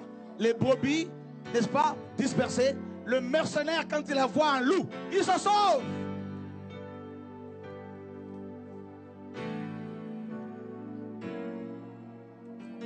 Dis à ton voisin la confusion. La confusion règne.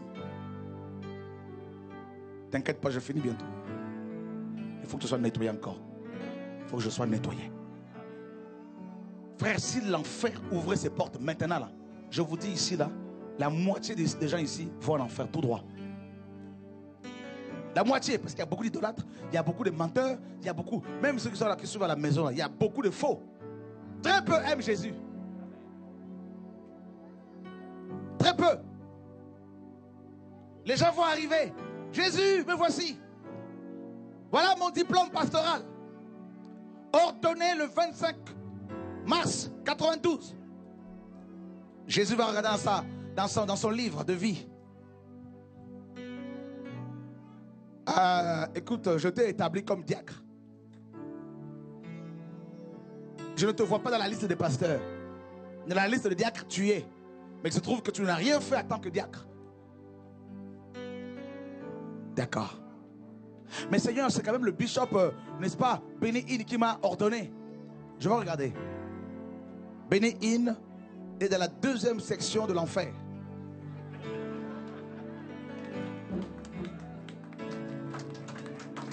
Alléluia.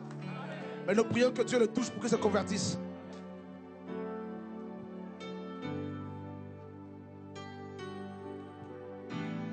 Parce que quand on vend des pins à 500 €, quand on vend des tasses à l'effigie de l'homme, là, ce n'est pas l'évangile. Il faut des vrais messagers pour dire aux chrétiens, ça c'est bon, c'est pas bon, ça c'est bon. Voici l'agneau de Dieu. Alléluia.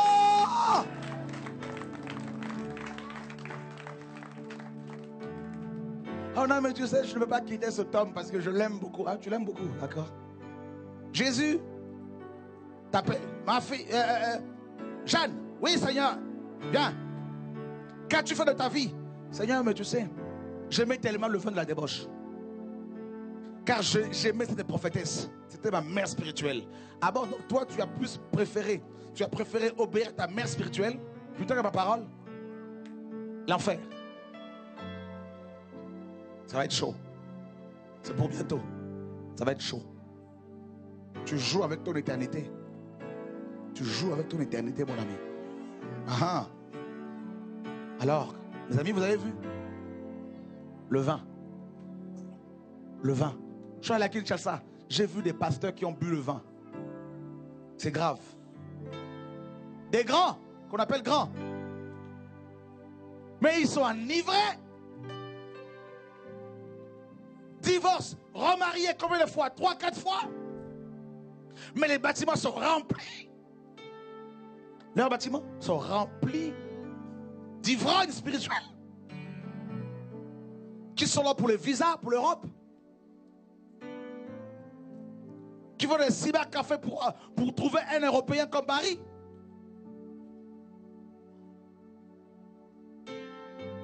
Dieu pleure. Dieu pleure. Et quand l'ivré arrive dans une assemblée, vous allez voir des gens qui craignaient Dieu qui vont devenir ivres. Moi j'ai vu chez nous, hein, j'ai vu le nombre de pasteurs qui m'ont confessé des choses. Parce qu'ils aiment le Seigneur.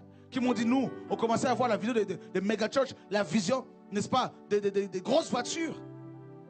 La vision de belles choses. L'ivresse. Il y en a qui ont dit, non, l'onction de l'apôtre Chora appauvrit les gens.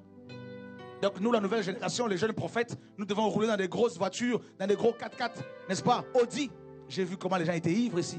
Depuis septembre, Dieu m'a dit, il faut que tu dénonces toutes ces choses-là. Ça n'a pas plu, mes frères, vous ne me connaissez pas encore. Quand Dieu me dit de faire quelque chose, même si je dois rester seul, je le ferai. Même si tu dois faire des sites, ouvrir des sites sur moi pour casser. Mais tu vas t'ennuyer parce que tu vas te fatiguer. Plus tu me provoques, plus je deviens dangereux. C'est l'onction que Dieu a mis sur ma vie. Plus tu provoques un prophète véritable, un vrai envoyé, plus Dieu va le oindre, plus il va parler. Ah, Balaam, quand il a frappé la Ness, c'est là que la Ness a parlé. Tant qu'il n'avait pas frappé, la Ness n'avait pas parlé. Quand les gens te critiquent, l'onction devient grande. Et là, tu vas plus parler, prophétiser encore. Balaam tape une fois sur la Ness ne dit rien. 2 fois, elle ne dit rien. 3 fois, la Ness dit, cette fois-ci, c'est bon. Tu as provoqué mon onction prophétique. Alléluia!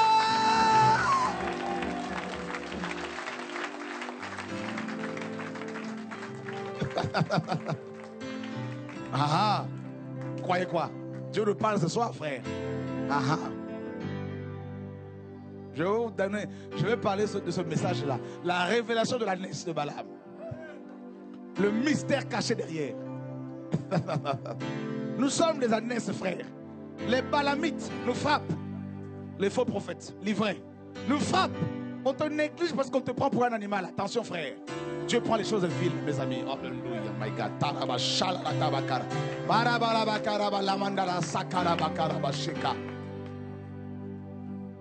Sans jumelles, la naisse a vu l'ange éternel.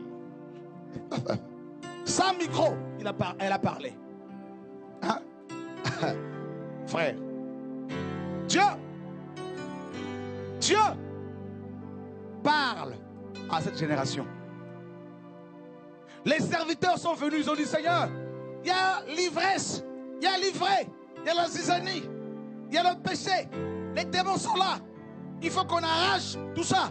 Dieu dit, non, si vous arrachez l'ivré, vous allez arracher en même temps le blé. Laissez croître comment? Ensemble. Je vais te dire une chose.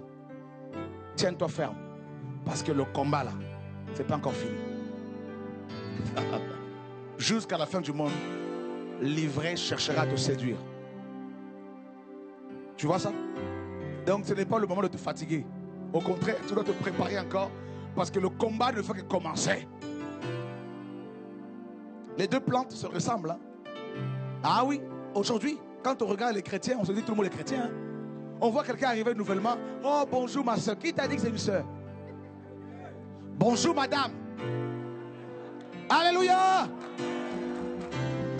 Bonjour monsieur. Et avec le temps, on dira si tu es une soeur, si tu es un frère.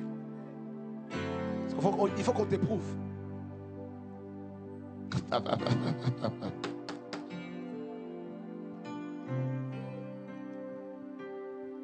Ces cas-là, que les deux plantes portent des fruits, c'est là qu'on peut faire la distinction. C'est pour cela que dans Matthieu 7, 20, Yeshua a dit, c'est à leurs fruits que vous le reconnaîtrez. Et ce n'est pas l'onction. Quand il y en a qui disent, non, moi j'ai la même onction que Shora. Voilà, on a plus d'onction, frère. Tu peux avoir l'onction démoniaque. Tu peux faire tomber les gens par terre. Ce n'est pas pour autant que tu es vrai prophète. On regarde aux fruits. Si tu voles, tu n'es pas de Dieu. Satan a l'onction, mais il vole, il ment. Vous voyez, non? Le fruit, Galates 5, 22, l'amour, mais pas la compromission. L'amour, c'est l'amour de la vérité. L'amour pour la vérité. La joie, la paix, la sanctification, la justice, l'intégrité. Ça, c'est ça qui prouve que tu es de Dieu. Tu peux parler en langue, tu peux prophétiser et être avec Satan. Les marabouts parlent en langue, prophétisent. Tu comprends? Alléluia. Oui, mes amis. C'est à la fin de temps. Dans le monde, l'ivraie prend de l'ampleur. Vous avez vu tous ces mariages maintenant qui sont à New York. Il y a eu en un jour 500 mariages de personnes de même sexe. Vous avez vu ça? Vous avez vu le nombre de personnes qui violent leurs filles? Vous avez vu dans le monde comment les gens courent après l'argent? Travailler plus pour gagner plus. Les gens n'ont plus de temps pour leur famille, pour leurs femmes, pour leurs enfants. Parce qu'il faut travailler. Tu cours derrière quoi? Un bout de papier, un tas de ferraille. Tu vas user ta santé, pourquoi? Pour les bouts de papier. Et les enfants ne sont pas éduqués parce que tu n'es pas présent. Tu vois? Après c'est le divorce. Quel témoignage pour toi chrétien vis-à-vis des païens? Et les païens vont devant les juges pour briser leur mariage. Toi pasteur, toi chrétien, tu vas devant le même juge. 1 Corinthiens 6. Ce sont les gens du monde que vous faites appel pour qu'ils viennent juger sur vos affaires personnelles. Vous n'avez pas vu que le monde est là, livré? On est à la fin de temps. Le chant, le monde, c'est là, on y est. Alléluia. Qui se rend compte que l'heure est grave?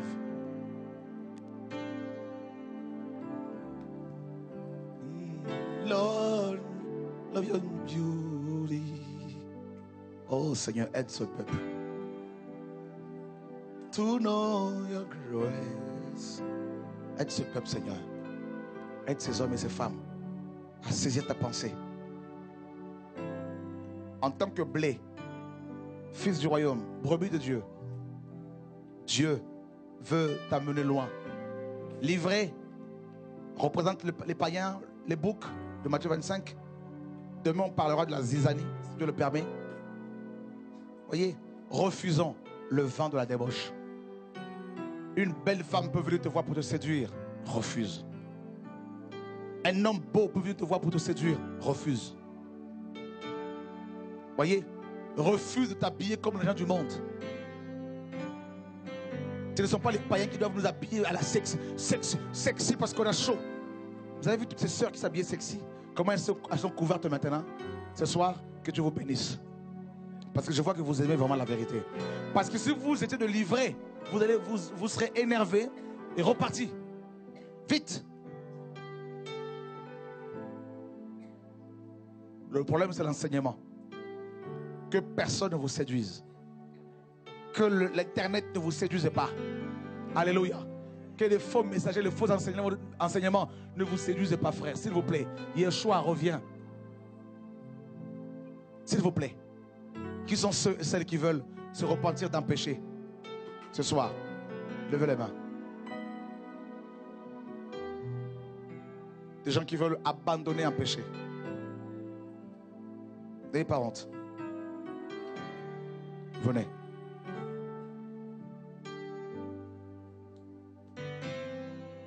Y a-t-il des gens qui veulent le baptême ce soir? Si tu es là, si tu veux le baptême, tu lèves ta main.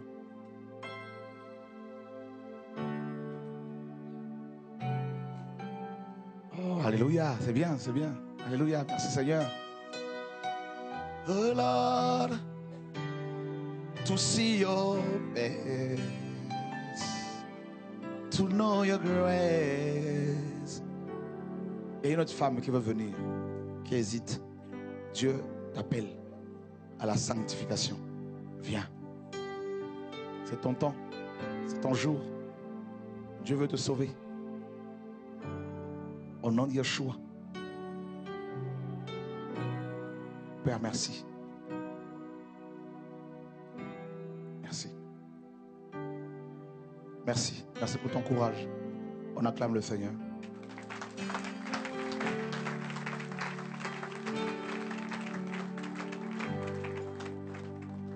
Vous savez, je vais vous dire une chose. Nous sommes vraiment à la fin. Ouvrez les yeux, regardez autour de vous. Il n'y a plus de moralité. Quand je me suis converti en 86, les pasteurs à l'époque, bien qu'étant dans la religion pentecôtiste, les pasteurs, beaucoup de pasteurs craignaient Dieu. Quand un pasteur tombait dans l'adultère, il était assis au moins 2 ans. S'il continuait le péché, il était exclu. Et toute la communauté d'église était au courant. Aujourd'hui, ce n'est plus le cas. C'est pour vous montrer que nous sommes arrivés à la fin. Des gens sont de plus en plus, nourrissent de plus en plus des pensées impures. Les cachent, croyant que Dieu ne les voit pas. Mais Dieu les voit. Et Dieu veut vous libérer du péché, veut nous libérer du péché, frère, comme la parole le dit, parce que le péché nous enveloppe si facilement. Si l'homme meurt dans un péché, on va droit en enfer. Mes amis, il y a beaucoup de gens en enfer qui pleurent et qui disent, si au moins mon pasteur avait insisté. Mais les pasteurs n'ont pas insisté, frère. Toujours. C'est vous qui devez prendre la décision. Je sens qu'il y en a d'autres qui veulent abandonner le péché. Venez. Dieu vous tend la main ce soir. Dieu vous tend la main. Pour vous libérer du péché. Pour vous libérer de la mort. Dieu vous invite à prendre la vie gratuitement. Jeune fille, jeune femme, jeune homme, au nom de Yeshua. Le péché blesse le cœur du Seigneur. Le péché, avec le péché, c'est comme si vous preniez un couteau, vous l'enfonciez dans le cœur du Seigneur. Ça le fait saigner. Ça le fait souffrir. Et le péché détruit à la fois votre esprit, votre âme et votre corps physique. Dieu va vous libérer de cela. Levez vos mains. Père, au nom de Yeshua, nous prions pour ces bien-aimés. Seigneur, qu'ils soient complètement libérés du péché. Complètement libérés du péché. Maintenant, je prends autorité sur la puissance du péché dans leur vie. Que l'esprit de mort, que l'esprit impur quitte leur vie. Je dis au nom de Yeshua, il y a des démons qui vont vous lâcher. Des esprits impurs qui vont vous lâcher. Les démons de l'enfer vont lâcher vos vies. Vous allez les vomir ce soir. Au nom de Yeshua, notre Seigneur et Sauveur. Que la mort vous quitte, que la mort vous quitte, que la mort vous quitte. Maintenant, maintenant, maintenant, maintenant, maintenant. Au nom de Yeshua, quitte sa vie, quitte ta vie, quitte sa vie, quitte sa vie. Merci Père, merci Père. Quitte sa vie, quitte sa vie. Oh Saint-Esprit, merci.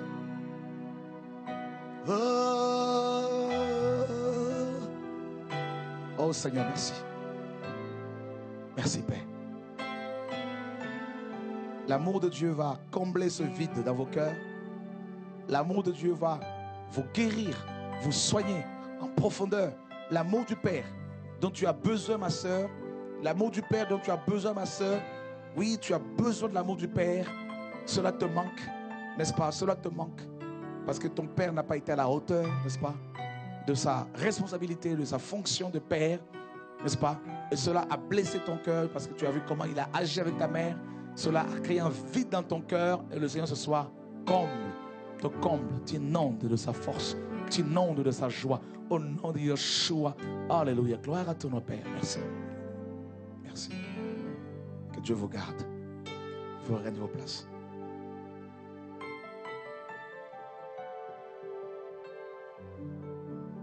Tu n'as pas attendu. Qui s'est rendu compte qu'il avait bu le vin de la débauche?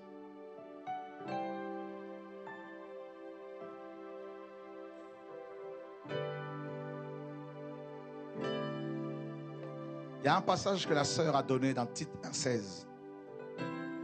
Il est dit que ces hommes et ces femmes qui prêchent font profession de servir Dieu. Ils font semblant, mais le renient par leurs œuvres.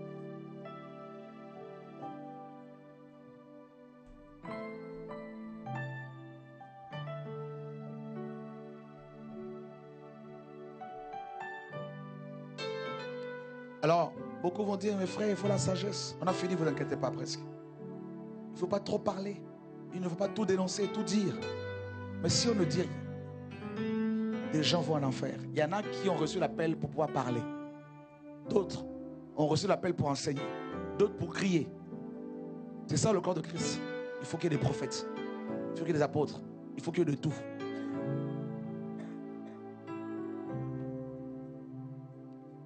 Merveilleux Père. C'est pour cela que je prie que la présence de Dieu vous accompagne, que vous soyez des hommes et des femmes de prière pour intercéder pour des ministères que Dieu a suscités, des gens qui doivent crier, qui doivent avertir. Vous avez vu? Si aussi la RDC Kinshasa est dans cet état, c'est à cause des pasteurs. Vous devez le savoir. On est là, on critique les gens, les étrangers. Mais quand la Bible dit que si un étranger dirige ton pays, ça veut dire qu'il y a la malédiction. Au lieu de casser les étrangers, en RDC, on ferait mieux de se repentir. Parce que Dieu, c'est lui qui établit toute autorité, comme la parole le dit. Parce qu'on a préféré détourner de l'argent, préféré cacher la vérité au peuple, devant l'état spirituel de la nation. Nous devons beaucoup prier pour notre frère Blaise qui est là-bas, que Dieu a suscité. Parce que son combat n'est pas facile, tellement qu'il y a la corruption. Un pasteur est allé le voir pour confesser le péché sexuel. Et il a donné des noms des pasteurs, des grands pasteurs qui sont dans la franc-maçonnerie, dans la Rose-Croix. Il a dit qu'il les côtoyait là-bas. Ils se côtoyaient. Vous avez vu comment ils ont amené les ténèbres dans le pays?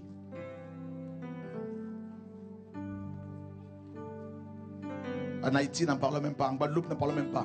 Il y a plusieurs apôtres en Martinique qui font de la prison. Actuellement. Les journaux païens en parlent. Il y a une femme d'un d'entre eux qui est venue me voir pour pleurer. Au Canada, n'en parlons même pas. Vous avez vu tout ce qui se passe ici et là? Si vous n'êtes pas assis de la parole, vous ne tiendrez pas. Parce qu'il y aura de plus en plus de scandales. Il faut se positionner sur la parole. Fini l'époque où on cherchait des vrais pasteurs, c'est fini. Moi-même, je cherche à me sauver aussi. Ne vous focalisez pas sur moi. Moi aussi, là, je cherche. Je cours.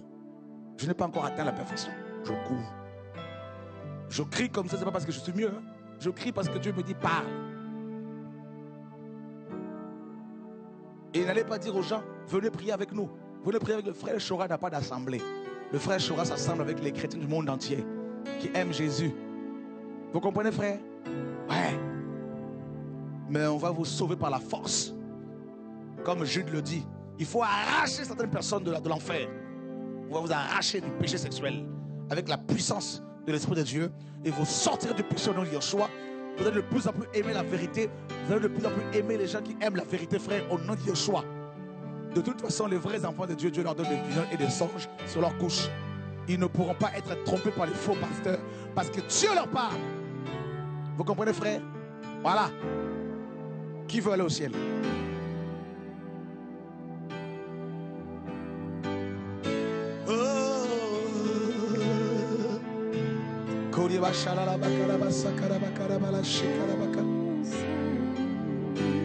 Reçois.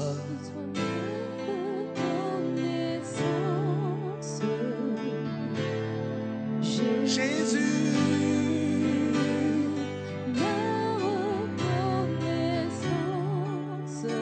Les malades, venez.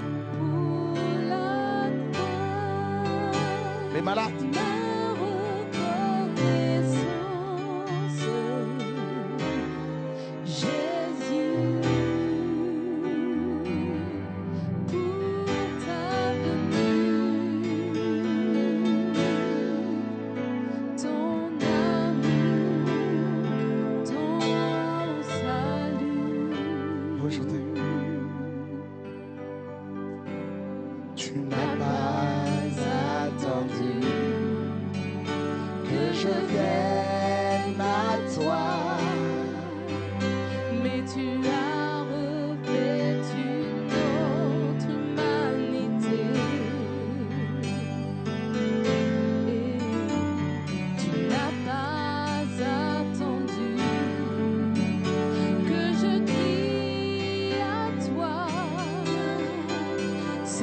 qui m'as appelé.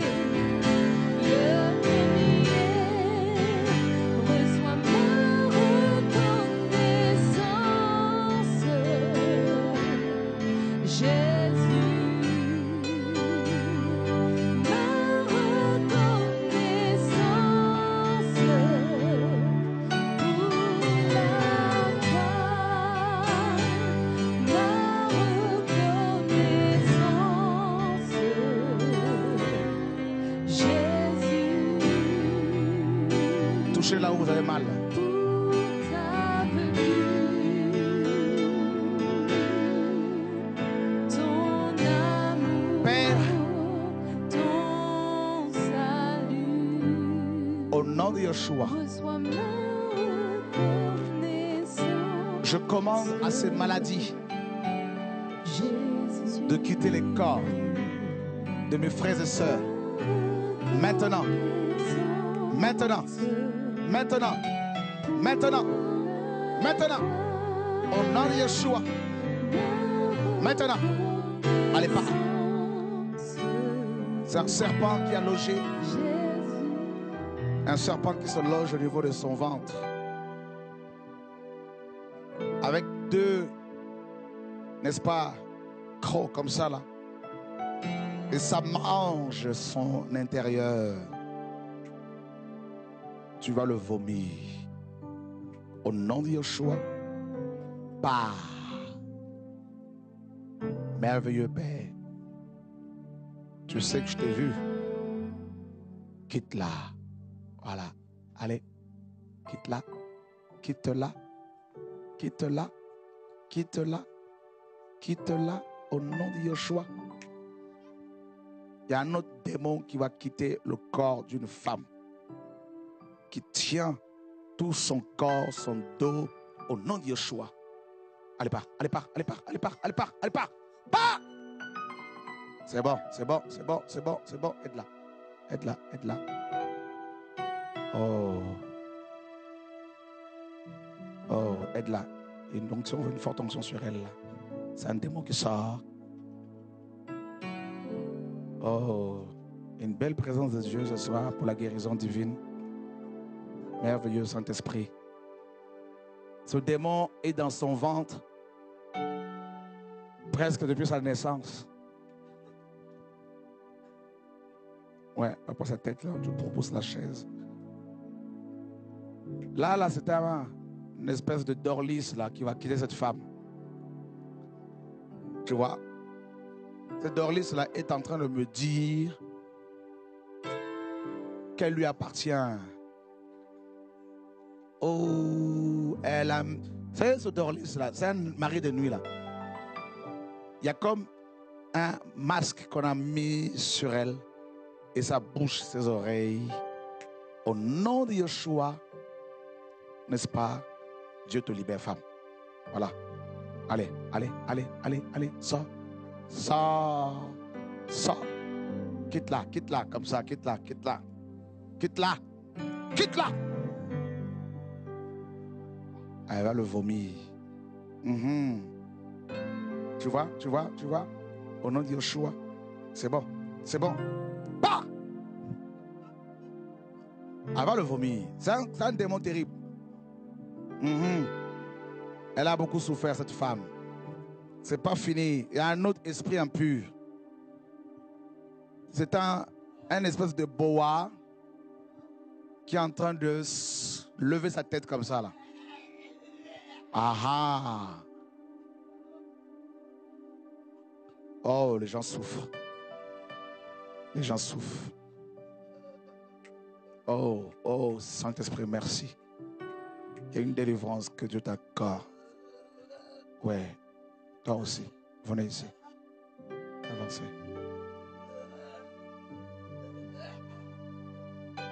Oh.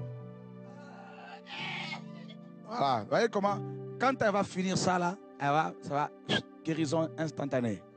Ouais, vous voyez, elle va voir sa guérison instantanément, on a dit Yeshua. Oh, femme, Dieu te libère aujourd'hui. Dieu te libère aujourd'hui. Là, parce que c'est un esprit humain qui va la quitter.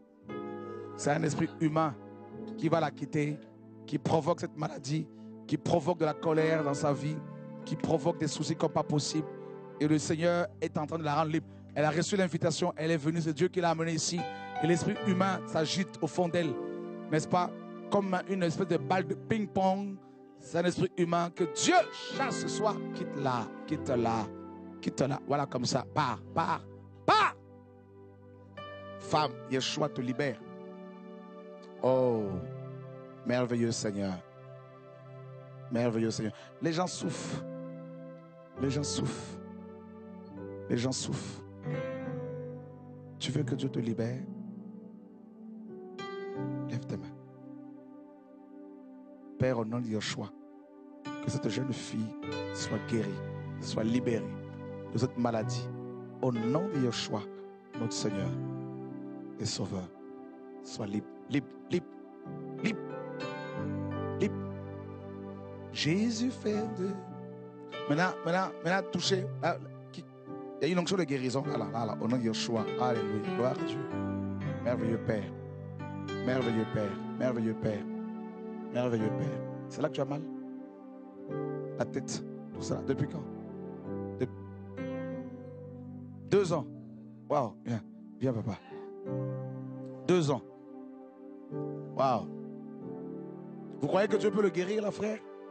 Alléluia. Dieu est bon. Dieu est bon. C'est bon. Tu as encore mal, là? Non. T'as plus mal? J'ai plus mal. Ah, quand tu es venu ici devant, tu avais mal? Oui, un peu. Là, t'as plus mal. Oui. Bouge ta tête. Hein? Bouge comme ça. T'as plus mal? Oui. Allez, rentre chez toi, là. Merci, Seigneur. Toi, t'as mal? T'as plus mal? Tu avais mal en venant ici? Hein? Parfois, ça fait mal. Parfois, ça fait mal. D'accord. Tu avais un médecin pour ça? D'accord. Tu as quel âge? Genre, 13 ans et demi. Ok. Tu pars un peu au nom de Yeshua. Ça va? Tu avais mal où? À la tête. T'as mal encore là?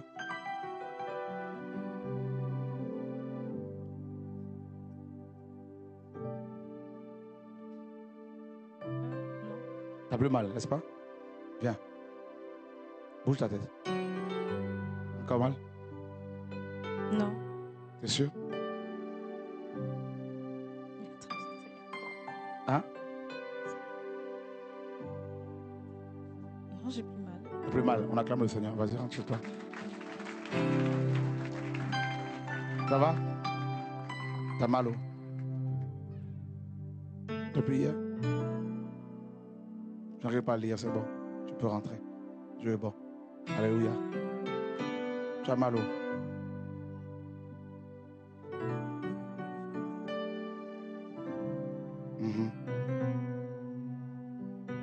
D'accord. D'accord. Tu as mal où? Les jambes sont... T'as plus de... Ok. Depuis quand tes jambes sont-elles comme ça? Sont-elles comme ça? Depuis 2006. D'accord. On va prier pour toi. On va te faire une onction au niveau des jambes. On a dit Yeshua. Alléluia. Gloire à Dieu. C'est bon. Vous pouvez gagner vos places. C'est bon. Merci Seigneur. Sa maman est où? Ouais, c'est bon. Qui c'est qui a une jambe plus courte que l'autre?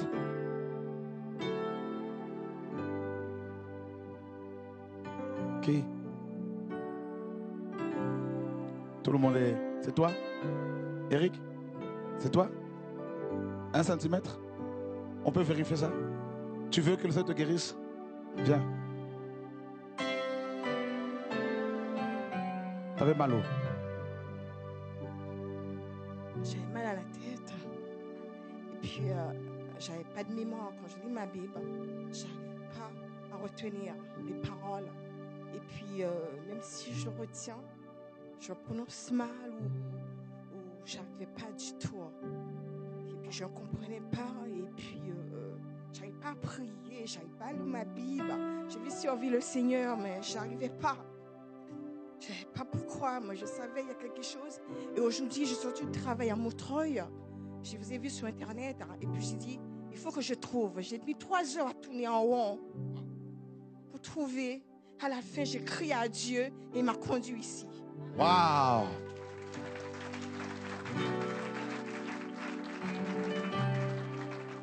C'est la première fois que vous venez ici? Non, j'avais venu avec mon fils, ma soeur, avec une autre amie.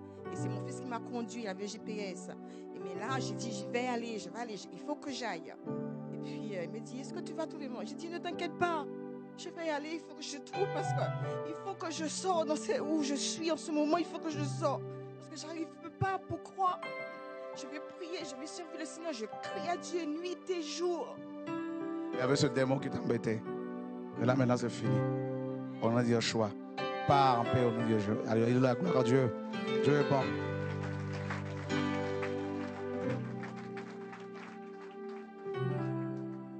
Ouais, merci. Depuis quand tu as ce problème? Depuis que je suis né. Depuis que tu es né? Oh. Tu as un mollet? Plus gros que l'autre de 2 cm. Donc c'est la jambe qui est plus courte ou le mollet? La jambe? Ok, vas-y toi là. Ouais, tu peux enlever les chaussures pour qu'on vérifie tout ça quand même.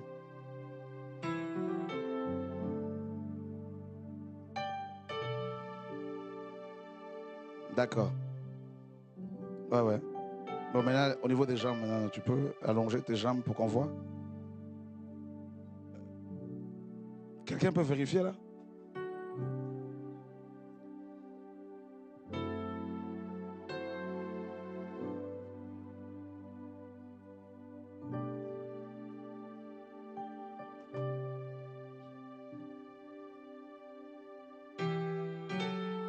Laquelle est plus courte d'après toi? La droite est plus longue, hein? La droite est plus courte. Ah ouais, la droite c'est celle-ci, ouais. La droite est plus courte. Ça se voit, hein? Est-ce que Jésus peut la faire pousser là? Vous croyez que Jésus peut la faire pousser cette jambe là? Vous êtes sûr? Qui croit que le Seigneur peut le faire? Toi tu crois? Ah bon? Waouh! Chez vous à la maison là-bas, là, vous qui nous suivez, est-ce que vous croyez que le Seigneur peut faire pousser cette jambe? N'est-ce pas? On amène une chaise là-bas noire, là-bas, un petit tabouret là. Merci. Gloire à Dieu. Ah ben là c'est clair, hein? La droite est plus courte. Hein? Waouh! On acclame Jésus.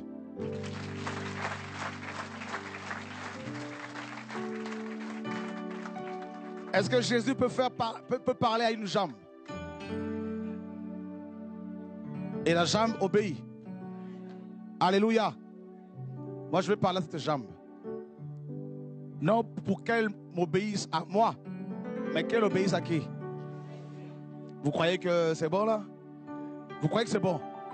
Non, est-ce que Jésus est capable de faire ceci? Non, je ne crois pas que vous croyez. Je ne crois pas que vous croyez cela. Moi, je crois. Est-ce que vous croyez cela? Vous croyez que Jésus peut faire pousser cette jambe? Vous croyez qu'elle peut pousser et dépasser celle-ci?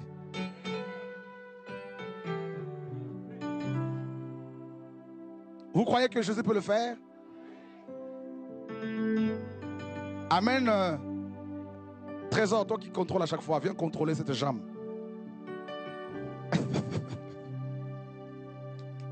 Pousse! On a Yeshua.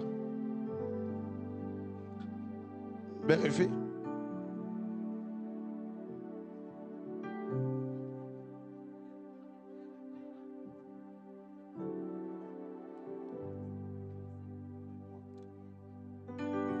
Quelqu'un d'autre doit venir vérifier pour confirmer.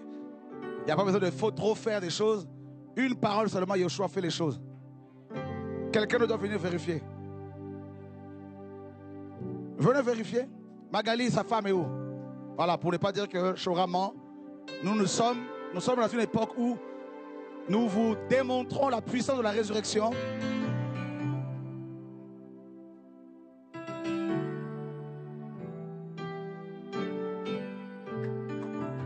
Si tu veux que celle-ci dépasse encore, tu me dis.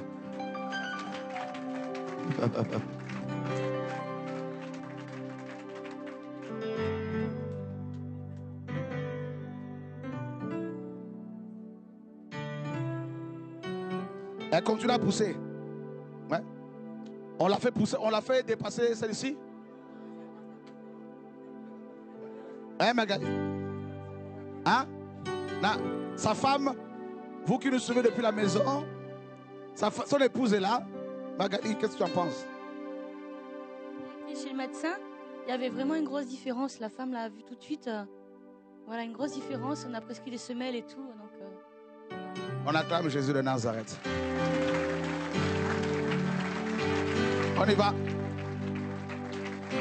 Alléluia.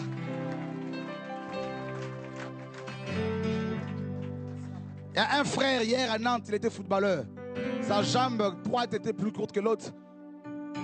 Pendant 25 ans, il a traîné cet handicap. Hier, devant tout le monde, elle s'est allongée d'elle-même. Une autre sœur, pareil. Vous avez vu la différence là? Est-ce que j'ai beaucoup crié? Est-ce que j'ai beaucoup... Avant que je le... Voilà. Un pasteur qui vient d'Italie. D'Italie, hein? Voilà, pasteur. Et pendant que vous demandez, vous croyez que ça peut se faire, ça poussait, ça poussait, ça poussait. Vous avez vu cela? Si, si. c'est vrai, c'est vrai. On acclame Jésus de Nazareth.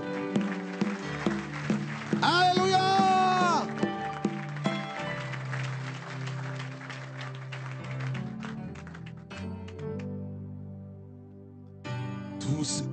Tout ce que tu es, on finit par là. Vous croyez que Dieu peut encore faire des choses? Vous croyez que Dieu peut vous remplir davantage? Vous croyez que Dieu peut vous visiter, frère? Vous croyez que Dieu peut vous oindre encore? Au nom de... Oh! Courez, toutes les deux là. Courez. Aidez-les. Julien est là? Julien? Hein? Jesus. Oh, aide-les. Une onction sur elle. Oh, Lord. Oh. Voyez, la puissance de Dieu est tellement forte sur moi. La puissance de la restauration. La puissance de la guérison, de la délivrance au nom de Yeshua. Amenez-les-moi toutes les deux là. Oh. Tout ce que tu es, reçois. Oh, aidez-la. Oh, amène-la encore. C'est pour ton bien. Oh. Tout ce que tu es, j'élèverai ma voix en tout monde. Seigneur, je t'adore. Tout ce que tu es. Regarde ce que Dieu vient de me dire là. Il y a eu beaucoup de guérisons ce soir. Beaucoup, il y en a quelques-uns qui étaient venus avec des douleurs, avec des souffrances. Mais là, pendant qu'on a juste chanté ce chant-là, des maladies sont parties là. Au nom de Yeshua. Qui l'a ressenti dans son cœur là? Au nom de Yeshua. Oh, c'est toi? Hein?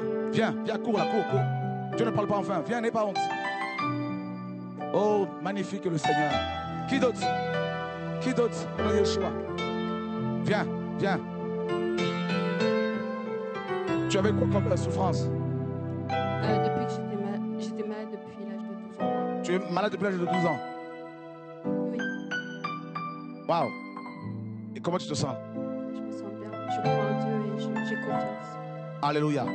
Oh, que le Seigneur soit glorifié. Alléluia. Ma soeur? Quelques semaines. Là, je me sens. Des brûlures d'estomac et là, ça va mieux là. Oh, alléluia. Le Seigneur. Dieu est grand. Soyez fortifiés, soyez bénis. Demain, nous sommes là à quelle heure? À 18h30. Soyez encouragés. Ouais. Il y a notre pasteur Julien qui part à Kinshasa. Donc demain. Et on doit diffuser ces enseignements à TV de Vie. Il n'y en a pas là-bas. Il y a plusieurs chaînes de télé qui ont accepté de diffuser nos enseignements là-bas. Donc, le franc de ce soir, c'est pour soutenir ceux qui peuvent. Que Dieu vous garde. Que Dieu vous bénisse. On se retrouve demain. Et je voulais recevoir 2 pasteurs qui sont venus nous rendre visite. Le pasteur Roger et un autre pasteur qui est venu d'Italie. Si vous pouvez vous mettre debout, nous allons vous accueillir au nom de Yeshua. Alléluia.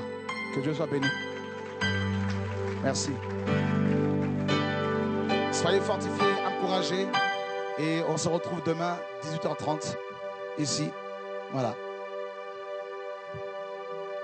Merci à l'équipe de TV de Vie.